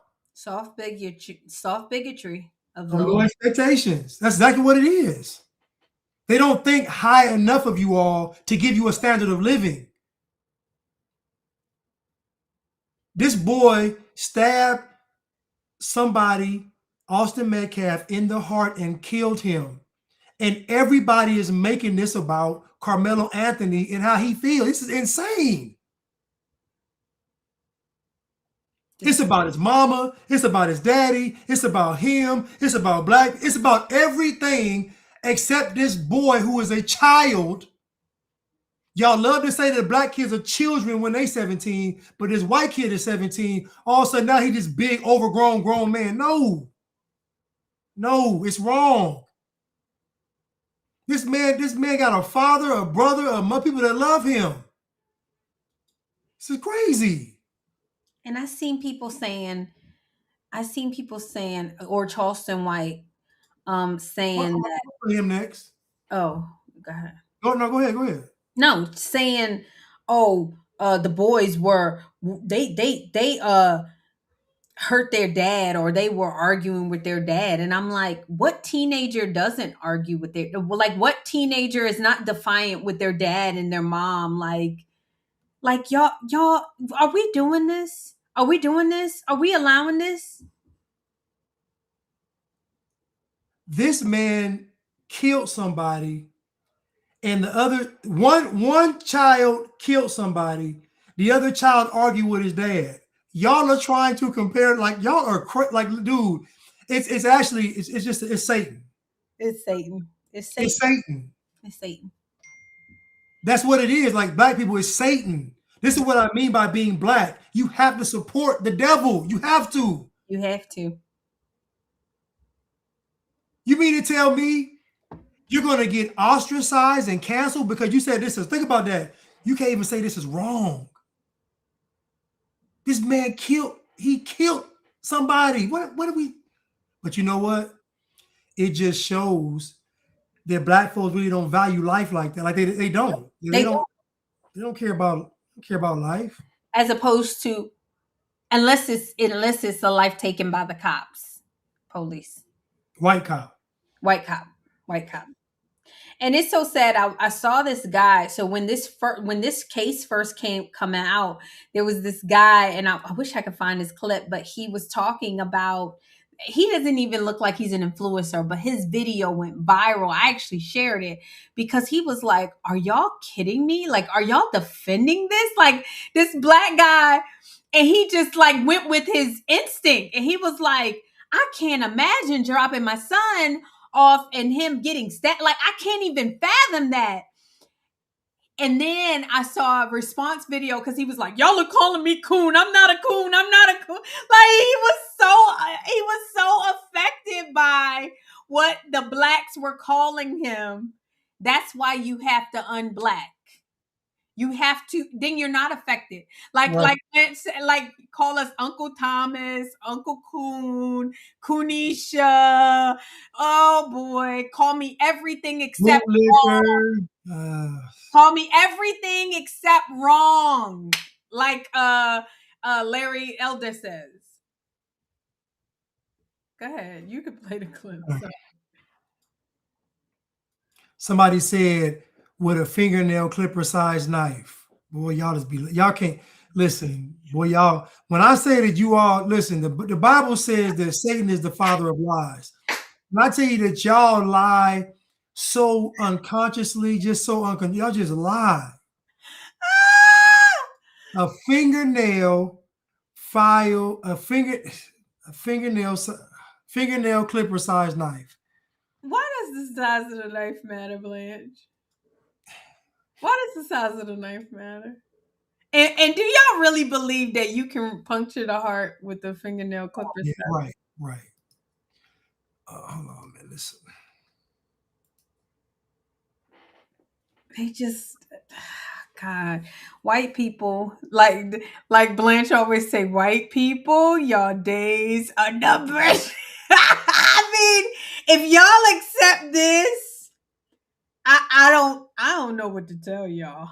Look, I got nothing. Can you play? I clicked on it. Let me do it again. Let me try to do it again. You don't see it back there? I don't. Hold on. Yeah. Is this it? Hold on. Okay, I see it now. We already got the money set aside for appeals bond. Why? All white jury, the judge and the DA are buddies, along with the dad, best friends. That's been our trump card. We've been holding, already knew that. God has spoken, and you cannot make me believe that as many gray hair white women on that jury that's dealing with white guilt about going to heaven is not gonna have no compassion about a kid that's been straight A from the time he's ever read a book in school, has no history of violence, has saved children's lives by risking his own life by jumping in to save somebody from drowning. This kid has no violence. Austin, on the other hand, is a violent brute with some sexual rape allegations hanging on his ass. That's why, man, they coerce them kids. But one thing about kids can't lie to professionals under pressure. When you was told, when you gave a statement in the beginning, you can't come back and amend it later and say, well, I meant. No, what you said that night is law. Back up right up. All them white people talking about what they gonna do, they ain't gonna do shit, nigga. They ain't gonna do shit. When Makai Johnson and Galvin Long killed them motherfucking white police officers, you white motherfuckers didn't do a goddamn thing. Not no guilty. If you think they're gonna find him guilty and they just put manslaughter on as a charge and it wasn't on there in the beginning, you don't know law, cracker. You like the dumb white boy that had the whip. He can't spell either, nigga. Yeah. So let me get this straight. So the white man can't read, but he got you enslaved. Listen what he just said. The slave can't read, and the white man with the whip can't read, but you the slave. So that means when both y'all on an even playing field, because y'all both can't read, one of y'all is a slave, one of y'all is the master. Even in your example, Charleston White, you're saying the white man is superior. Y'all both can't read, but you in chains and he ain't. Something is seriously wrong with this individual. He irritates me because they say he's a Trump supporter. He says that he's a Trump supporter. He's not. He just want to be a contrarian. He wants to just be seen as like a rebel. He don't really believe that stuff. He is like mentally ill. Y'all, this is what black people, this is what you get when you deal with black people. He's supposed to be a Trump supporter. He's supposed to be a conservative, but then he talks like this about two boys. Him being a man. That's why I said any man that's commenting on this in any other way besides this is tragic, I'm sorry it happened to both of them, or Carmelo Anthony killed this little boy. Like you're a girl, you're a female, because no man who's been to sporting events would think that this is acceptable. And then he got to have the whole black accent. Y'all see what y'all accept? Ignorant as all get up. He said the DA and the judge are buddies. That's our trump card. What are you talking?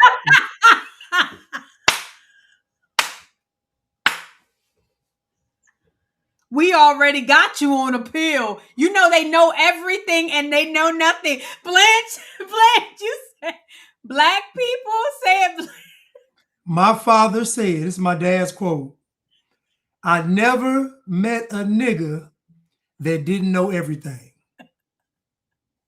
And as an adult, that quote is true as it should be in the Bible. It is. It should be in the Bible because black people know everything and know absolutely nothing at the same time. It actually is in the Bible. It says because you've rejected you have accepted your own. He said, you've become wise in your own eyes and have become fools. It's in the Bible. All things pertaining to life and godliness. Amen. Because wise in your own eyes. Black people know everything and know nothing at the same time. So Charleston White is, in my opinion, trying to hustle, trying to get some money because he raised $75,000. Now think about this. How are you going to get an appeal? An appeal based on what? Okay, you appeal it. Okay, what's the appeal based on? Was it a biased jury? How you going to prove that? Was it a biased judge? How you going to prove that? Do the DA and the judge have a relationship? All DAs and judges have relationships. And you get to hire your own attorney. You get to hire your own attorney. It's the district attorney. All have a relationship. They work in the same place. Like what? How is that a trump card? Of course he knows the judge, and the judge knows him. He know all the lawyers. What are we talking about? And you get to hire your own attorney. And you said, Daddy said, we'll get off if we hire somebody white. How stupid are you? You listen to black people about you're going to black people for legal advice? Are you crazy? You didn't go to Legal Shield? You went to black people for legal advice? You got to get you a white lawyer. Yeah, get you a white lawyer. How'd that work out? He probably would have been better off. Look at Mr. Chow. How'd that work out? Mr. Chow had a black man defending him. He got off. Period. That black man knew what he was talking about. He broke it all the way down. He said, remember, cameras don't lie. The black man broke that thing all the way down. Baby. He said they got these witnesses up here lying. He said telling you it's about $1 bottle of water. No, ain't about no water. Ain't about no water. About that gun. Well, let's get it. Yeah. We already got the money set aside for appeals bond. Why? All white jury, the judge and the DA are buddies, along with the dad, best friends. That's been our trump card. We've been holding. We already knew that, but we wanted everything to play out how they had it. I can't wait till I walk. The family, we waiting on each other. Yeah. I've been riding with the family, nigga, since day one. I'm sorry, since day 5. White people mad because they poor. Nigga, I wouldn't give a damn about what happened. I got a show tomorrow. I'm getting rich out here off content creation. All you white people, you're still going to be fucking poor, struggling with gas prices. Say, big dog, hey, I went and got me.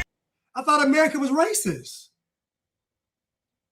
So America's racist, but white people are poor. Make it make sense. It don't make no sense. You telling white folks they poor, but America's rich. So if white folks are so poor, then how is it not justice? You got the money. Why didn't you hire a lawyer for him? Why didn't Charleston? He been riding since day 5, right? Why did he get them a good lawyer? You mean to tell me all the black folks said get a white lawyer and Charleston White was sitting there? Why didn't Charleston White get a good lawyer for him? Charleston White can't spell lawyer. Like, this is an ignorant nigga. Like, and you giving him a platform is what niggas do. This is what they do. Like, I mean, he is so, oh my God. When I listen to him talk, it just make if listening to him talk don't make you want to unblack yourself, then I don't know what. Like Blanche, I want nothing to do with anybody like that. Nothing to do with them. And that's why Blanche and I, we don't really get along with a lot of people, a lot of Black people that call themselves conservatives. No. Because the minute that you say you are a Black conservative, Blanche, you broke it down earlier when we were talking offline so well. How can you be a Black conservative? It's what we call an oxymoron. It is. Nothing's conservative about Black people. Nothing.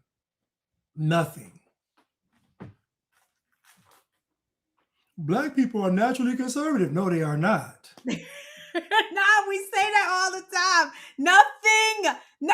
There's nothing that Black people conserve. It's always extra and waste and free stuff. And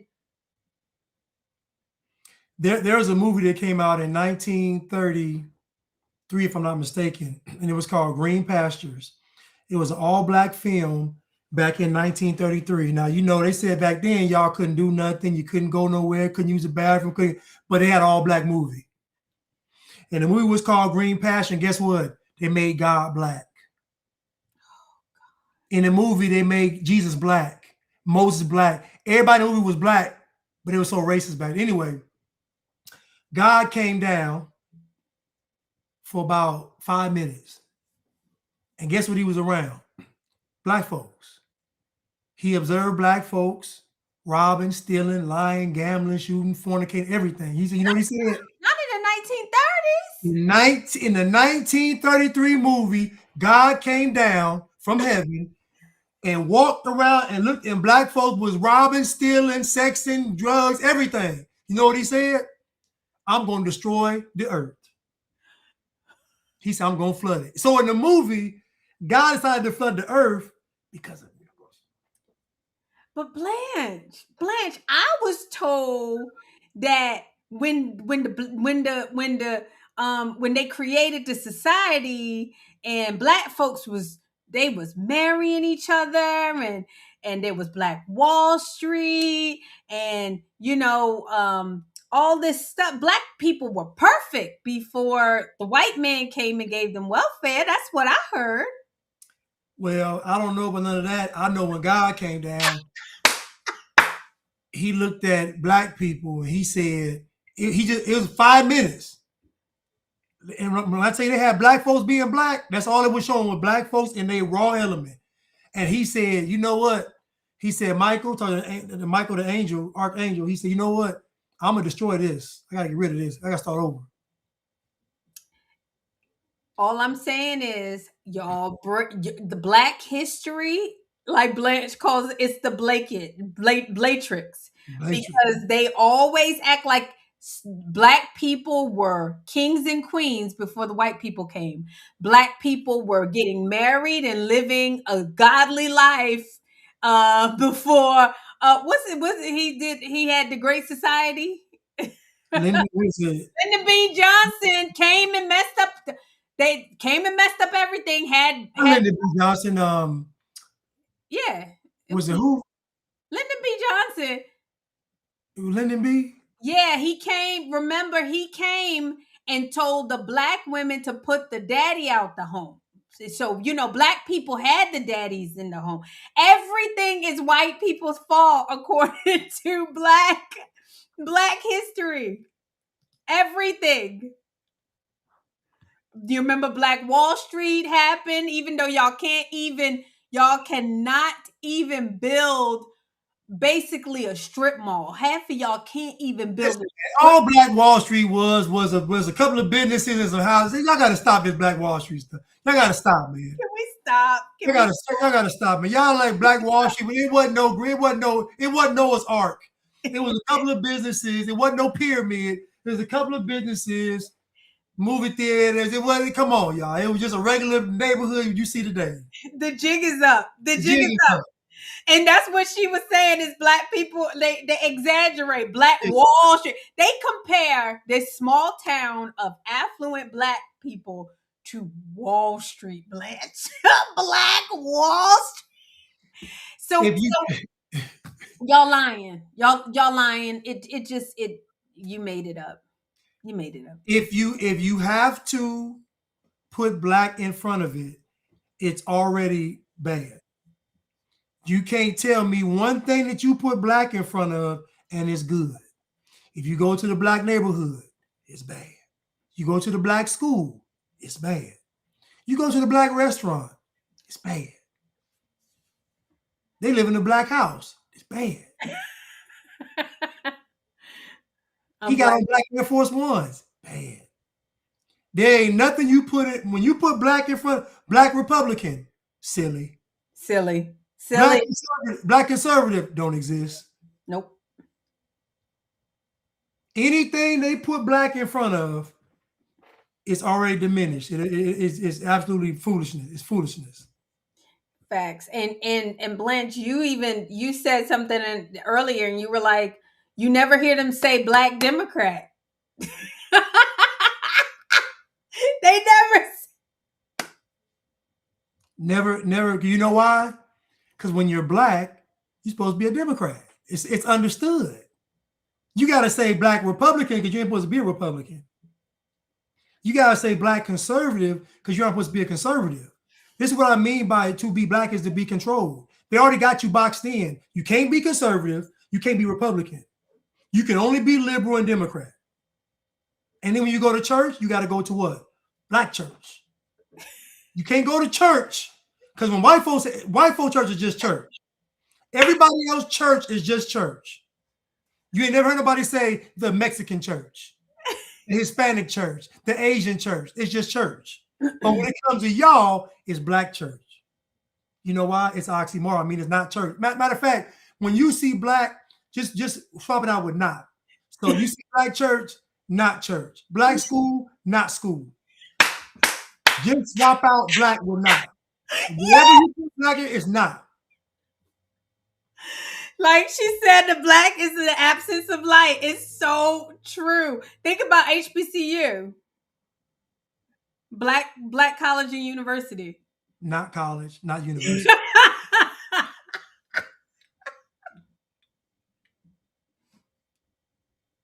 Just swap out black for not. The absence of light. The absence of light. Hold on, let me let Charleston finish real quick. Miss Lily, I wouldn't got me a white woman. Yeah, I wouldn't got me a white woman. I'm finna treat her like she black today. So I'm giving her everything she wants. You want some wings? You want some chicken wings? Say, now listen, I told y'all everything I told y'all about that motherfucking trial. I told y'all, I told you so, I told you so, I told you so, I told y'all last year the boys had dope in their system. I told y'all it wasn't a knife. What? Like you said, they just keep adding on the blacks. Yeah. The boys had the runners had dope in their system. Well, I think they were like throwers. They threw like shot put and discus, but so now they had dope in their system, and then you said Karmelo didn't have a knife. Okay, so if I kill you with a spatula, is it not murder? I'm just asking. So if I kill you with a gardening hose, is it still not murder? I'm trying to understand. It's a weapon. If you use something to kill somebody with it, it becomes a weapon. And it was a knife. He's just talking. He's just talk. Like, this is what black people do. They just talk. And you notice the girl in the black, he talking about, I went and found, you want some weed? And she's like, what? Because that is his son's girlfriend. The guy driving the car. Exactly. That's his girlfriend. And he's trying to make content for y'all, for the blacks, the bliggity. So do you want to see what Karmelo used? You want to see it? Yeah. Can we just show it? and stop playing around? What? Can we stop playing? So they can stop saying It was. I mean, it was a knife. It was a knife. it was a knife. So what they're doing is this, right? Let me play this first. Play this first. This is what you get when you're dealing with people. Okay, here we that go. have Let me no share honor. this. Let me share this screen real quick. People who have no honor. When I tell you black people have zero honor, they have zero honor. I'm talking about none. It's almost scary. I don't even want to be around them, honestly. If you notice, this knife, I'm gonna show you the knife in a second, but this is a $13 blade you can buy at Walmart. It's called a 6-in-1 multi-tool, but as you see functions, what is the first function of this tool? It says knife. The second function is flashlight, fire starter, glass breaker, cord cutter, bottle opener. So they're calling it, so again, people, the first function of this so-called 6-in-1 tool is to be a knife. That's its first function. Now let's look at it. Can y'all see that? Is that a knife? Oh, it's a finger clip. It's the size of a finger clip. Can y'all see it? Can we just stop, y'all? Can y'all see it?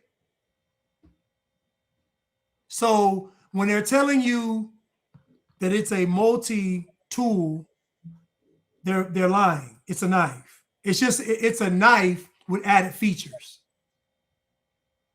That's all it is. It's a knife with added features. It ain't a tool. It's a knife with add-ons. A flashlight, a glass breaker, like a cord cutter. You don't see nair screwdriver on there. It's in a Swiss Army knife. It's a knife. But even if it was a Swiss Army knife, it's still a knife. Like what? Like these are the conversations black folks want to bait this into. It was a knife that he got stabbed with a knife.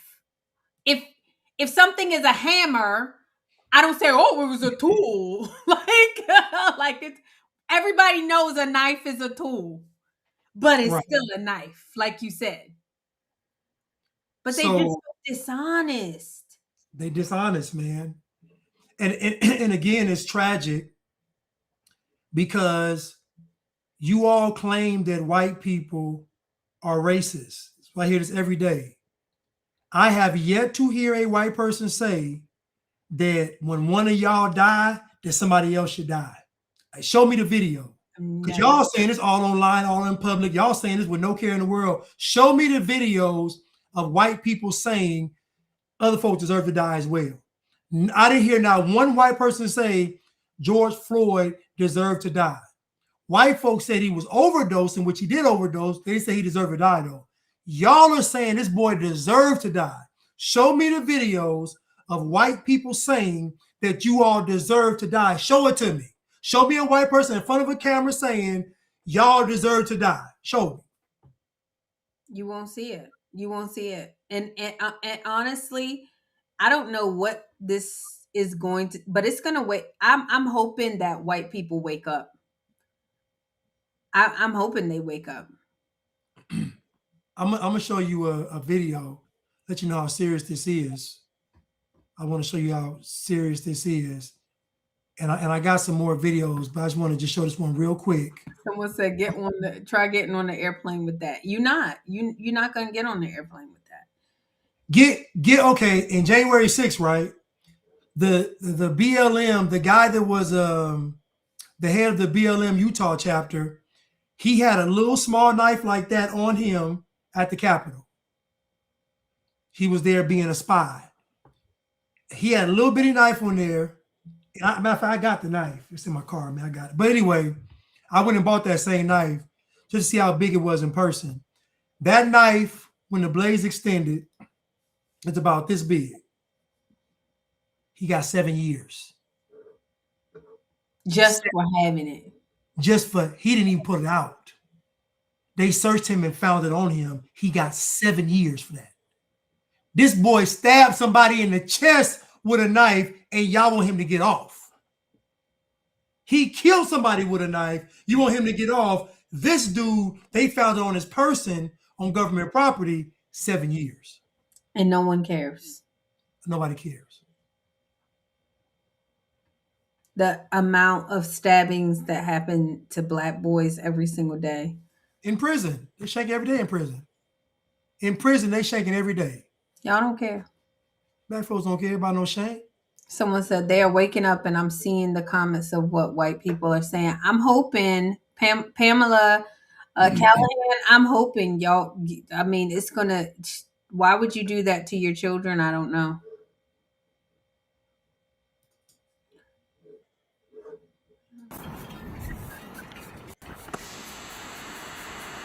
Oh, yeah, I saw this.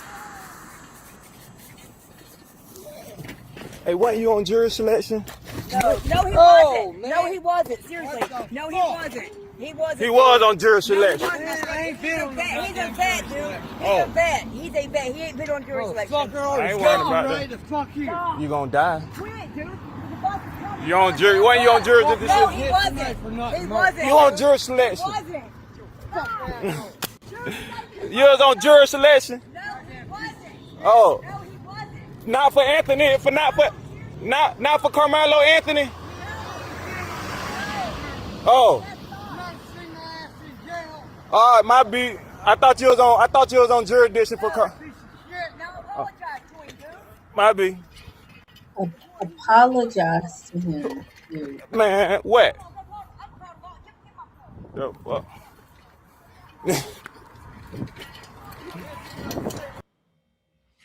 Now, I want you to think about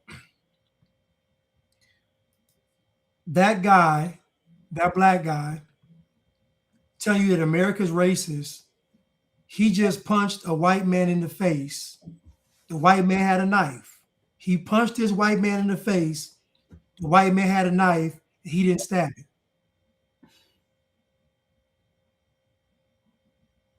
The white man's innocent, minding his own business. Black guy rides up, punched him in the face. Now, if he had stabbed him and killed him, what would black folks be saying? He was justified? It was okay? No, they wouldn't. They'd be like, it didn't match the force. They would say that punch don't warrant you stabbing somebody with a knife. That's exactly what they were saying. Why didn't he just fight him with the fist? He punched him, punch him back. This is why I don't listen to black folk, because they're dishonest. That dude said, I'm gonna gut you. He said, I should gut you. He punched that man in the face for no reason. And his silly snaggletooth woman, she's so stupid and silly. Talking about put that away. This man that got punched in the face, she's trying to explain herself. This y'all problem, white people. This y'all problem. He should have just gutted him like he thought to do. Gut him. And did you hear the black guy who initiated the conflict when he said, I should gut you? He said, and you gonna die. You hit him for no reason. And your response is, I'm going to kill. Y'all want to live like this? White people, y'all want to live like this? That man, they should have immediately called the cops to pick up his injured body. I ain't saying you should have killed him, but I understand. Just imagine you minding your business.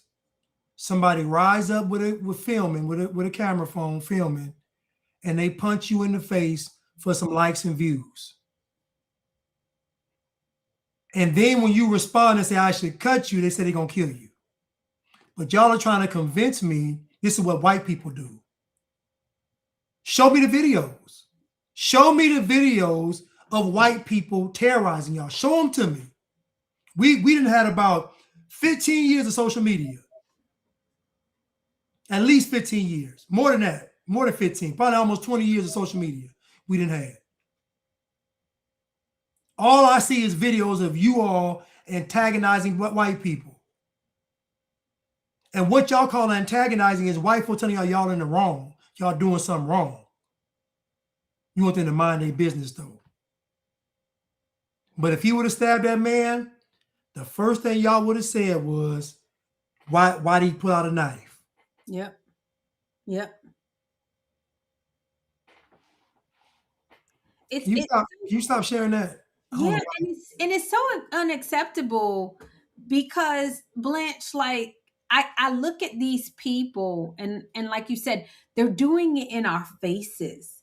They don't have to worry about getting doxxed.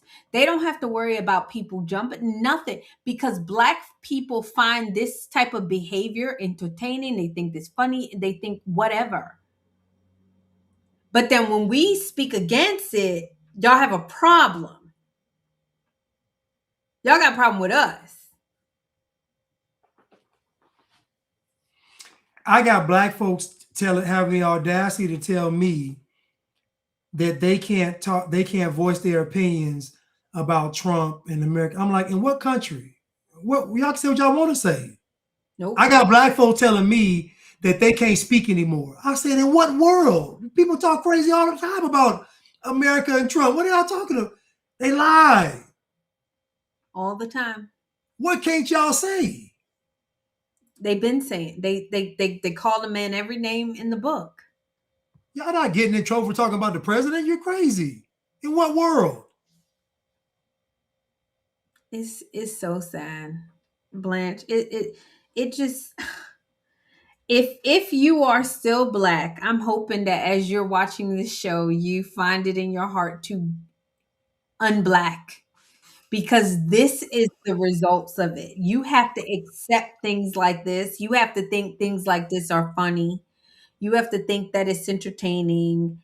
And this is what Black folks do. And I refuse. I refuse.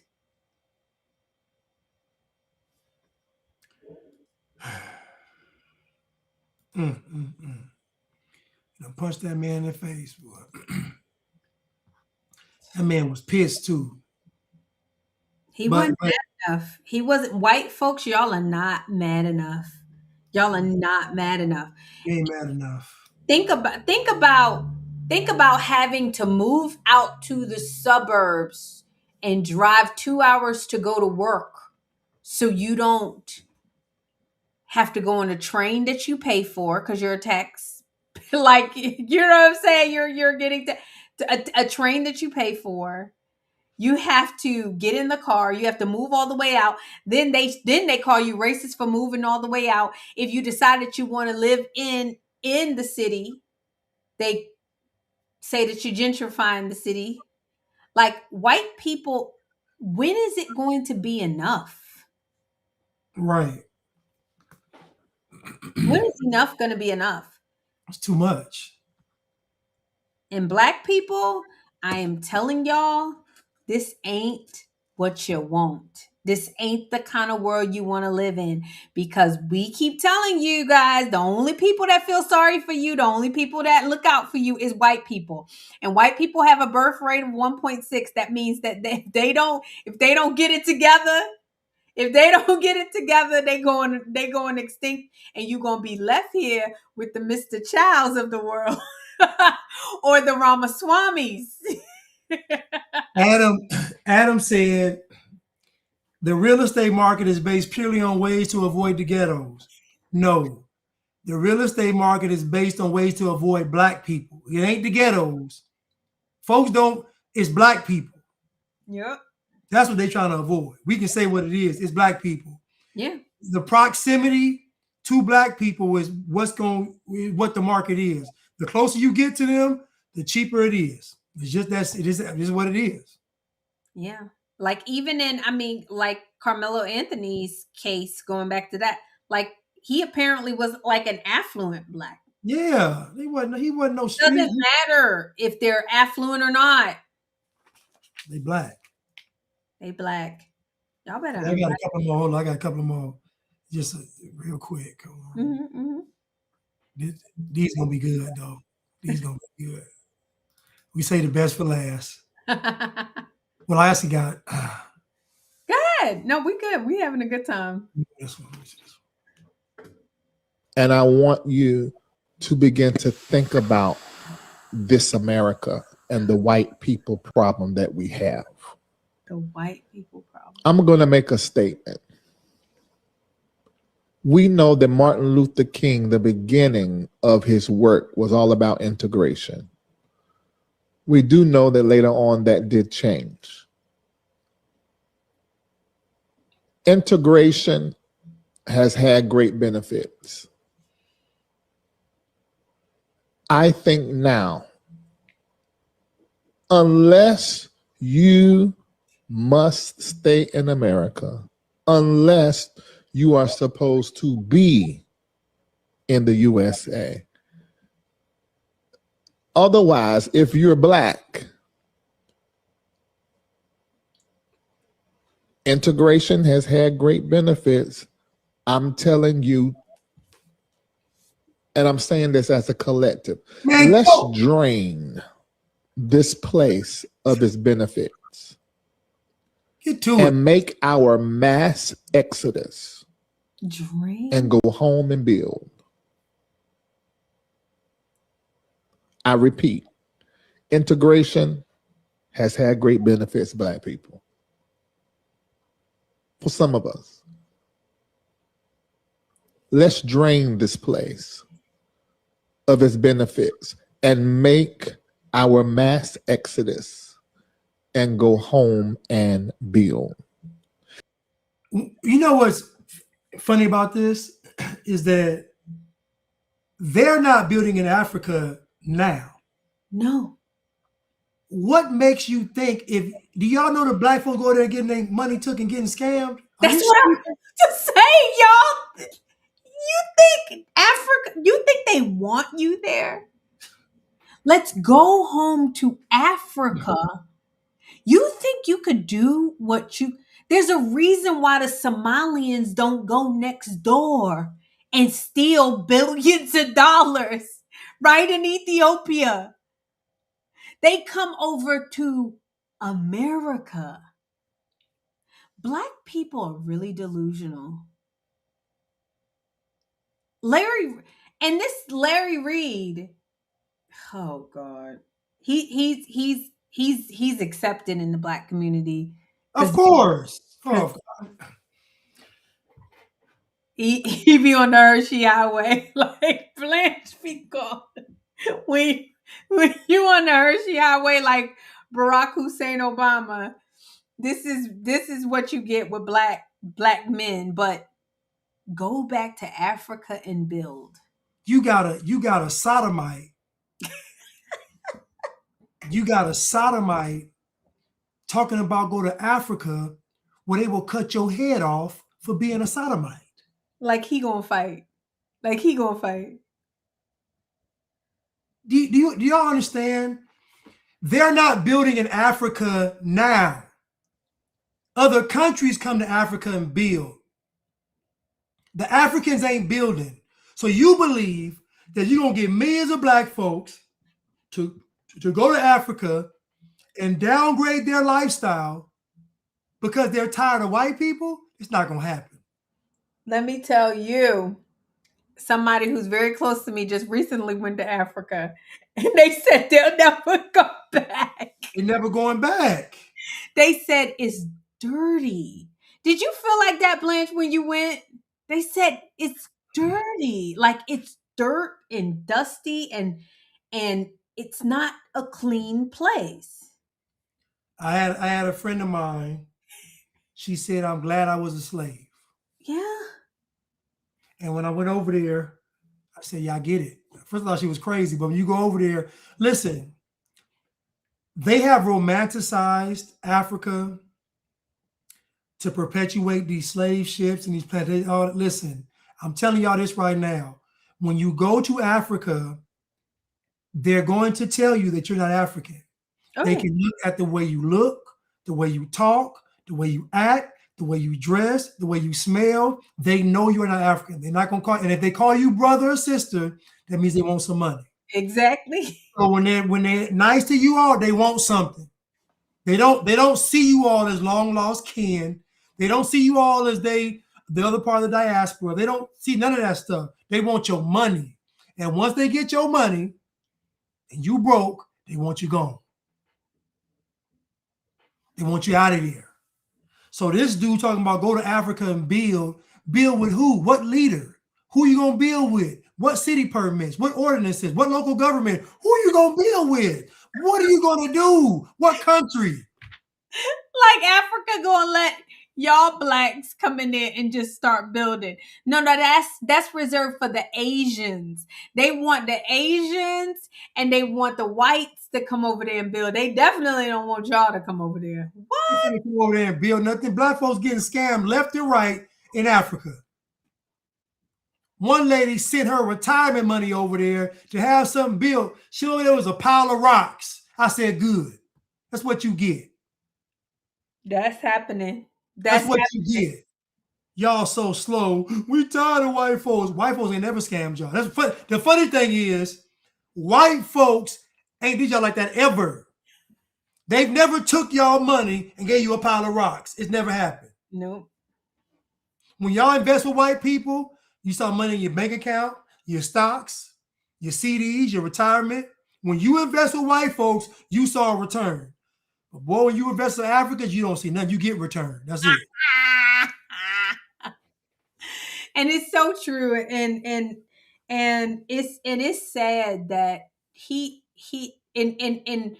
my thing is, who bewitched you? Like, how you gonna tell me that I need to leave my country? This is my country. I'm an American. And then for him to say, like, drain this country dry of its resources, that's what y'all do every day. That ain't nothing new. With the EBT and the SNAP and the welfare and the housing and the... How about the legal fees? You Yes. all going to court all the time. Oh, that's a good one. Blanche, that's a good one. The right to an attorney, if you cannot afford one will be given to you. Y'all drain this country. Y'all been doing it. And still doing it. Listen, I beg y'all to leave. Me too. I beg. Listen, let me make an announcement right now. Anybody black that's tired of America, take your talents to Africa. Please. Please. Go over there and build a pyramid, please. We beg you. We begging y'all to go. If you're tired of America, please leave. Because if I was the president, I would pay y'all to go. Me too. Me too. I would pay y'all to leave, and guess what? You not coming back. That'd be a stipulation. Once you go, you can't come back. I would. If y'all agree to reparations, and we will give y'all whatever it is, we will give it to y'all if y'all can just leave. That would be a stipulation, reparation. You got to leave the country.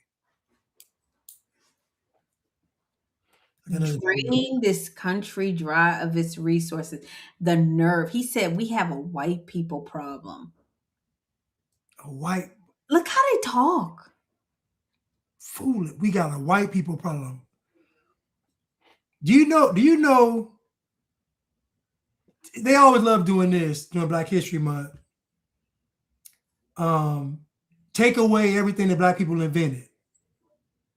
They love saying that. Y'all didn't invent nothing. Y'all didn't invent nothing because where y'all even working in, a white person built that. The lab you was in, a white person built it. The building you was in, a white person built it. The tools you used, everything you did to invent, white folks created and gave it to you. Yeah, the music, you can make white people made the instrument. White people made the instrument. You watch Carver playing with peanut butter. What they do? Okay, peanut butter. And that's not even that's even skeptical. Like, it's just, you got take away everything that Black people invented, like new ways to roll a blunt. Like what do y'all invent? all they do is take what white people have already created and they add their own spin to it. That's it. And then claim they invented it. They invented it. Like that, or the movies. The movies say that black people did it. You know, like the Hidden Figures. Do you know that in that Hidden Figures, that bathroom thing never happened? Like, the funny is, the Hidden Figures movie, listen to me, y'all. If you go read it, it was fabricated. Y'all do realize that all these black films are fabrications. They're not real. What they do is they may take a person that's real, but everything surrounding it is false. That's the fact. Alex Haley Roots, he took that from somebody that wrote an author wrote the book. I think it's called the Mandingo or something. The guy wrote a book. He took it. He even said it wasn't real. He said how you gonna? He said how I know what Chicken George said all them years ago. He said he told you he made it up. Things that never happened for 600 hours. Alex Haley said, "How do I know what Chicken George said 200 years? I don't know. They made it up." Somebody said Topher said we created stage 2 diabetes. That's a fact. Yeah, that's a fact. We've never seen these before.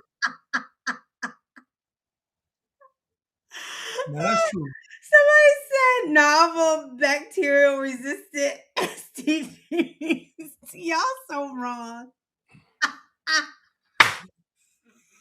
Now, the version of diabetes, y'all did that. That's the truth. That is the truth. Hold on, let me go to this one real quick. Hold on. You're gonna like this one. We have to teach our children to keep their hands to themselves because potentially a black person might stab you. Don't you think that's a good lesson to teach your children? It's a good lesson, Hotep, if you're trying to perpetuate the worst stereotypes that people out there say in terms of what to do when you're around certain demographics. I'm pretty sure if we look at social media, that stereotype already exists. Elon pushes it every day. So let's not act like I'm making it up. Well, no, you're not making it up. You're perpetuating it. Yes, I am, because that's how we operate. Well, who's the we? Black people. We have a fuck around and find out policy. Don't start no shit, won't be no shit. Keep your hands to yourself because we might hurt you. That is evident, and we are not apologetic about that. That is a stereotype, and stereotypes, just like you wouldn't walk into a tiger cage and mess with a tiger because it'll bite your head off. You don't want to fuck with black people because we might fucking kill you. I'm not afraid of the stereotype. Whether you want to teach your kids the stereotype or not doesn't matter to me. But I would tell my children, white, black, Latino, Asian, don't put your hands on people unless it's in self-defense. That's where the conversation starts with me. And he thought that was acceptable. At first, I thought he was being honest. But then he got cute with it. Yep. Is that what y'all black people want to be known as? And then y'all get mad when Blanche and I advise white people the same way that this Hotep Jesus, whatever, is saying. It's the honest to God truth. And you're going to find yourself in your blackness locked out of the world. You wonder why opportunities are continuing to shrink for you guys. That's not cute.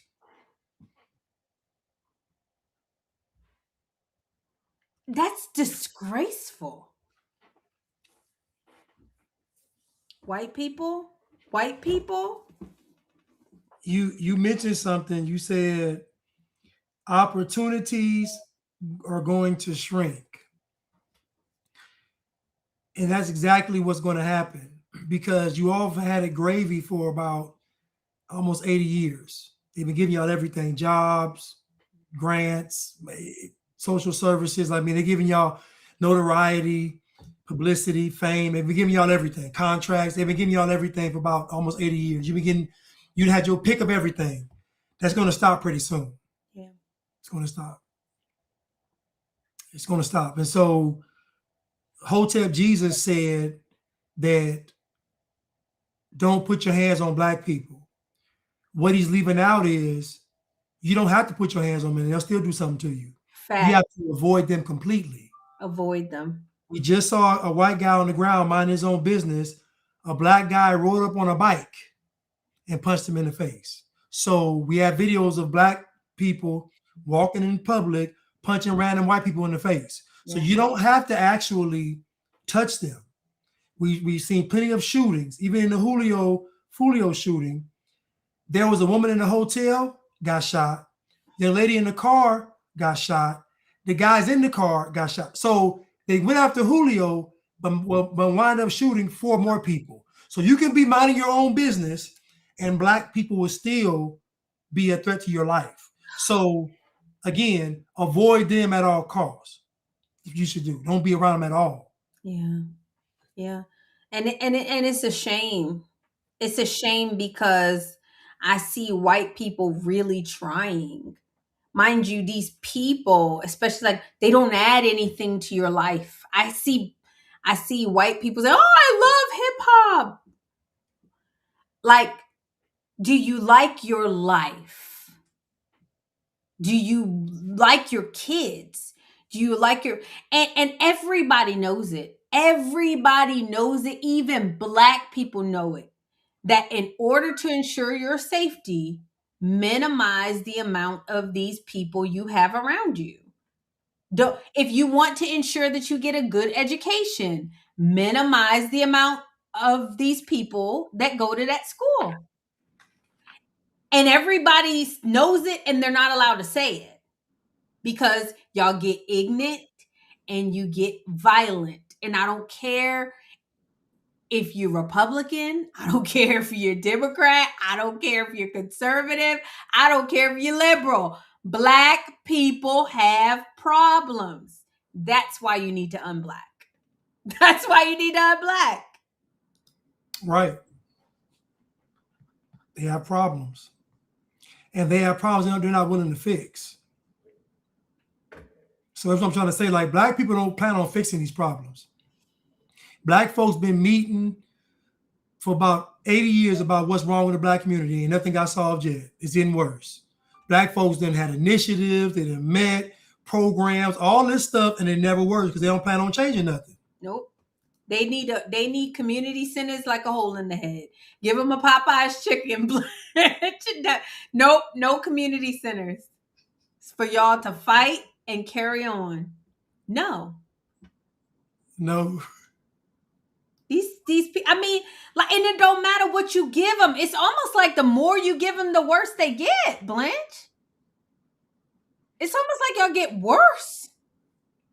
Because to whom much is given, that much more is required. So the problem is that giving somebody something they don't deserve or they haven't earned, it makes them worse because it warps their mind. They think they're entitled to something now. That's so black folks feel entitled. And before, black folks was getting all of that stuff we named earlier with social services and programs and money and grants and scholarships and loans and business startups and fame in Hollywood and sports, all that stuff.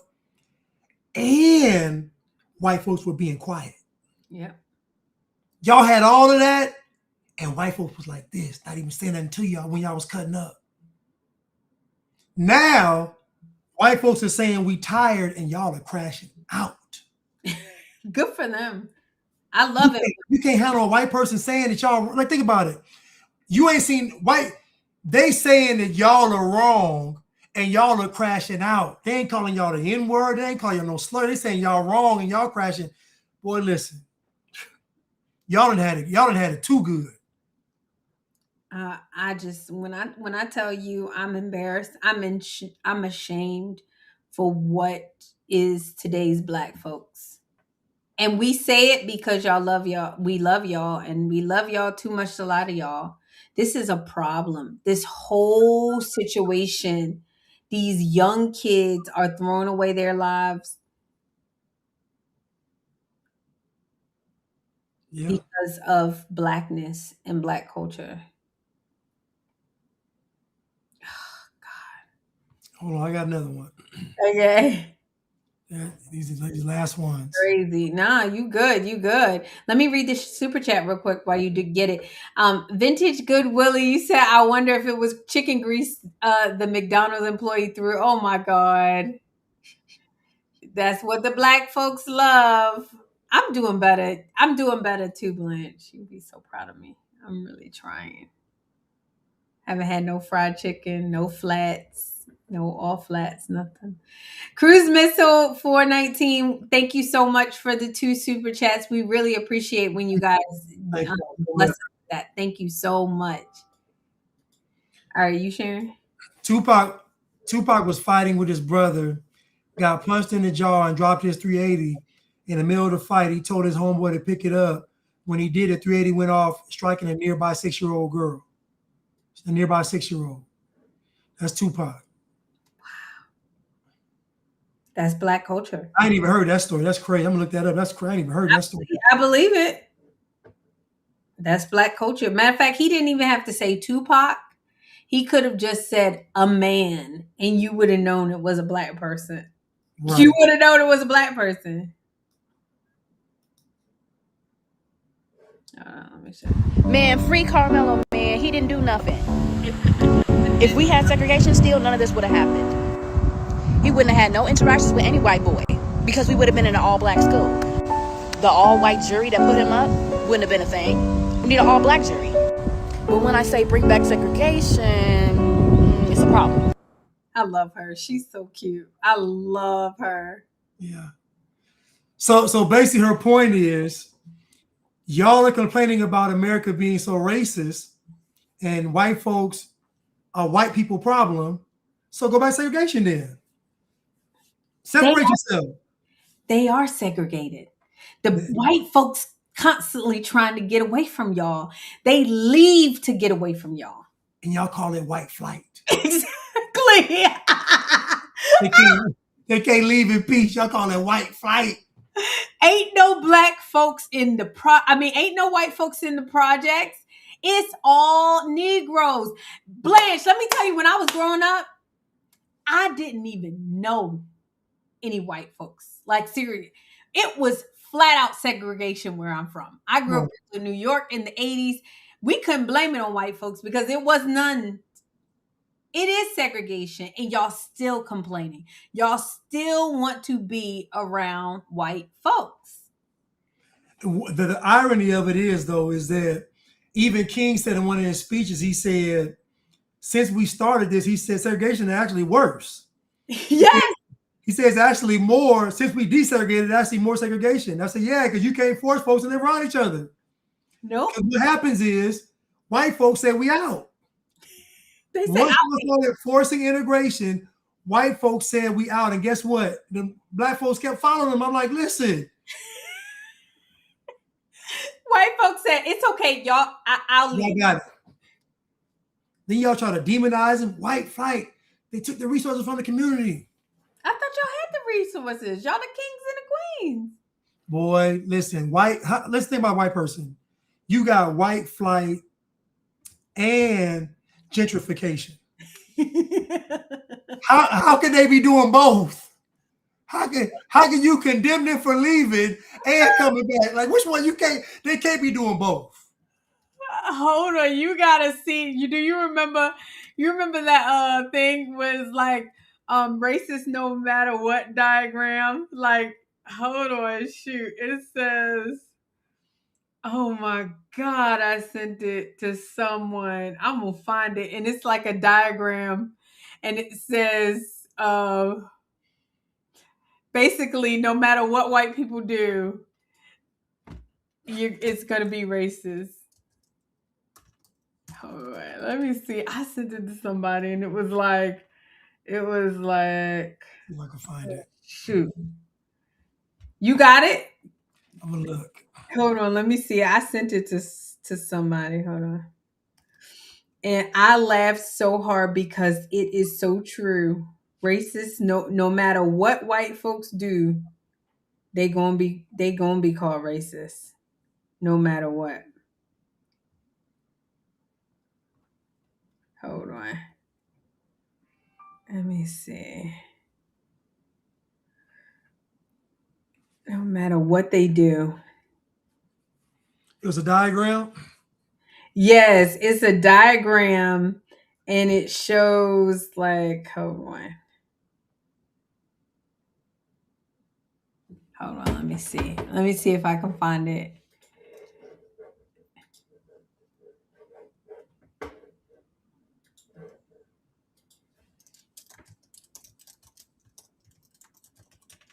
Hold on, let me see. When I type this up, it's so much propaganda. My goodness. I know. There's so many diagrams and God, it's just so, I'm like, this is crazy. Yeah, it's actually really sad. No But wonder our brains are fried. This is nuts. I know. And but you know what? White people allow it. If white people stop subscribing to it, gentrification. Like imagine black folks are saying no matter what you do, you still racist. Yep. Let me see. Oh, here it is. Here it is. If a white person, it's wax. Hold on, I'm about to show it. And this is why white folks need to say, like, forget it.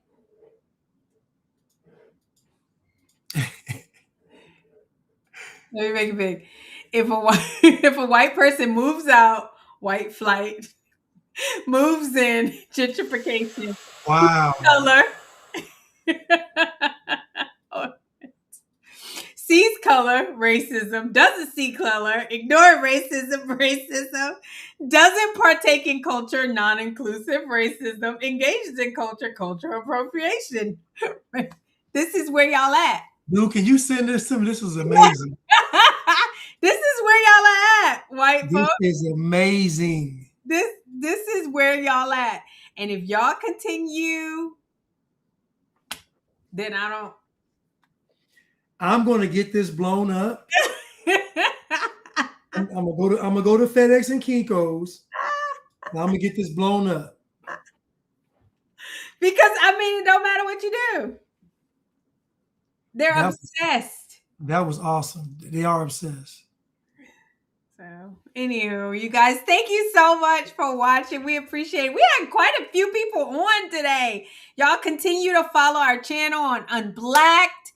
Unblack yourself. Step out of the dark. And into the light. Unblack yourself. If you haven't already, subscribe to our channel, Unblacked, like, share, click the notification button so you know when we're going live. And until next time, peace. We step in out the dark into the light. No more blind, now we see what's right. I'm not black, I'm free. I'm black, we're breaking free tonight. I'm black.